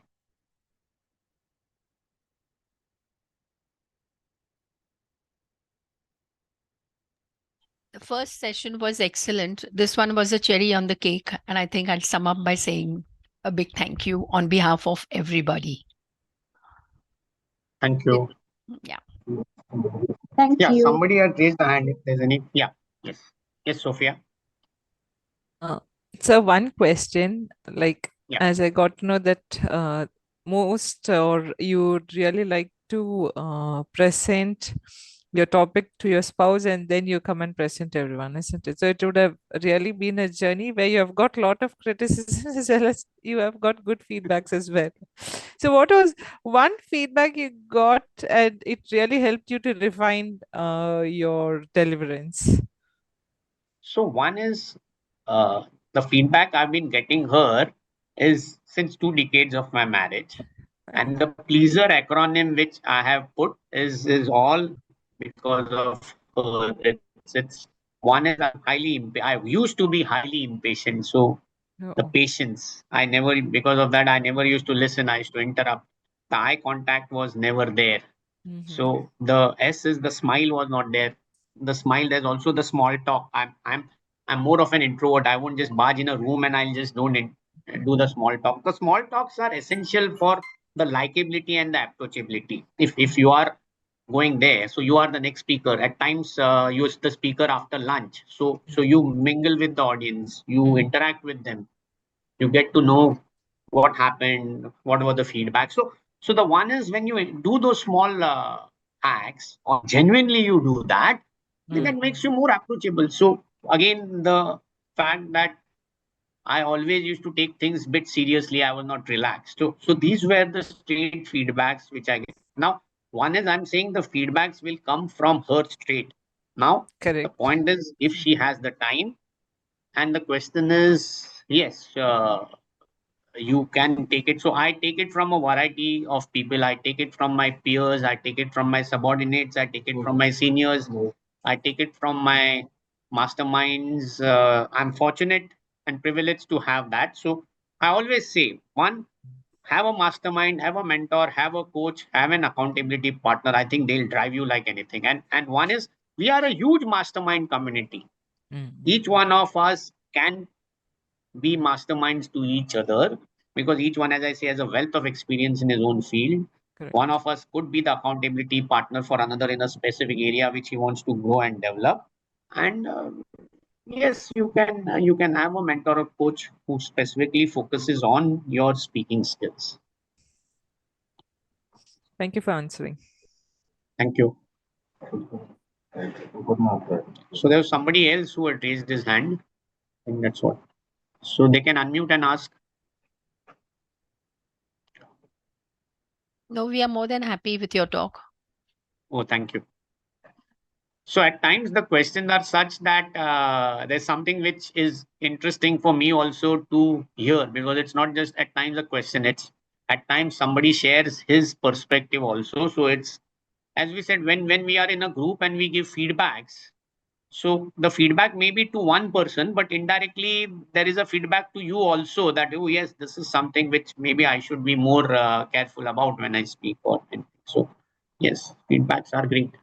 And as I said, we have a structured feedback. So on the opening, on the beginning, on the engagement, on various parts of what the text boxes are for a good speech. I think, yes, you need to have structured feedbacks for improvement.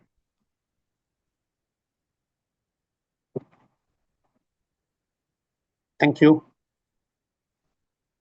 So one is we're breaking for lunch, all of us. And Rita, could you please close? And if there is something which you want to know, tell them about Tomorrow will we have another Zoom y'all will send us? No, same Zoom link for all the 3 days, starting from Okay. today, Thank tomorrow. you, ma'am. Yes, You ma'am. can Thank join, you. and as Chairman sir requested, we'll request again that the display name, if it comes full, it will help us to know Yes, certainly, the certainly. faculties who have attended. Certainly, ma'am. Thank Thank you. Bye. On Bye. behalf of Board of Studies of ICI, we thank all the respected faculties who have joined the session today.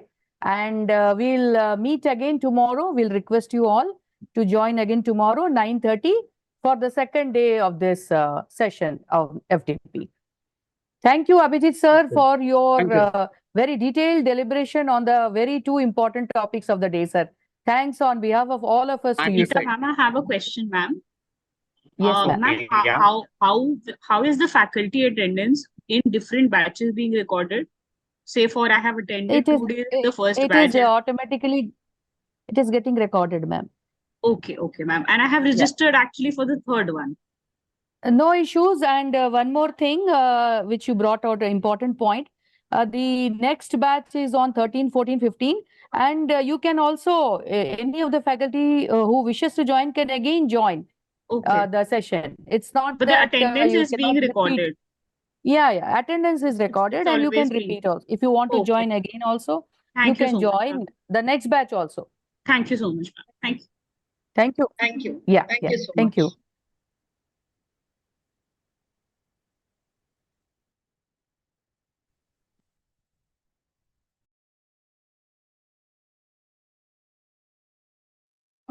I have a question. Can I ask now? Yes, ma'am. Ma'am, can we be given the speakers and the schedule so that, if you want to join on any other day after completing these 3 days, it'll be helpful to. Sure, ma'am. We have noted it, ma'am. Yes, ma'am. Yeah. All right. Thank you, ma'am. Are we going to form a WhatsApp group of all the faculty members, please? Yes, sir. We are forming. Oh, thank you. That will be of great help.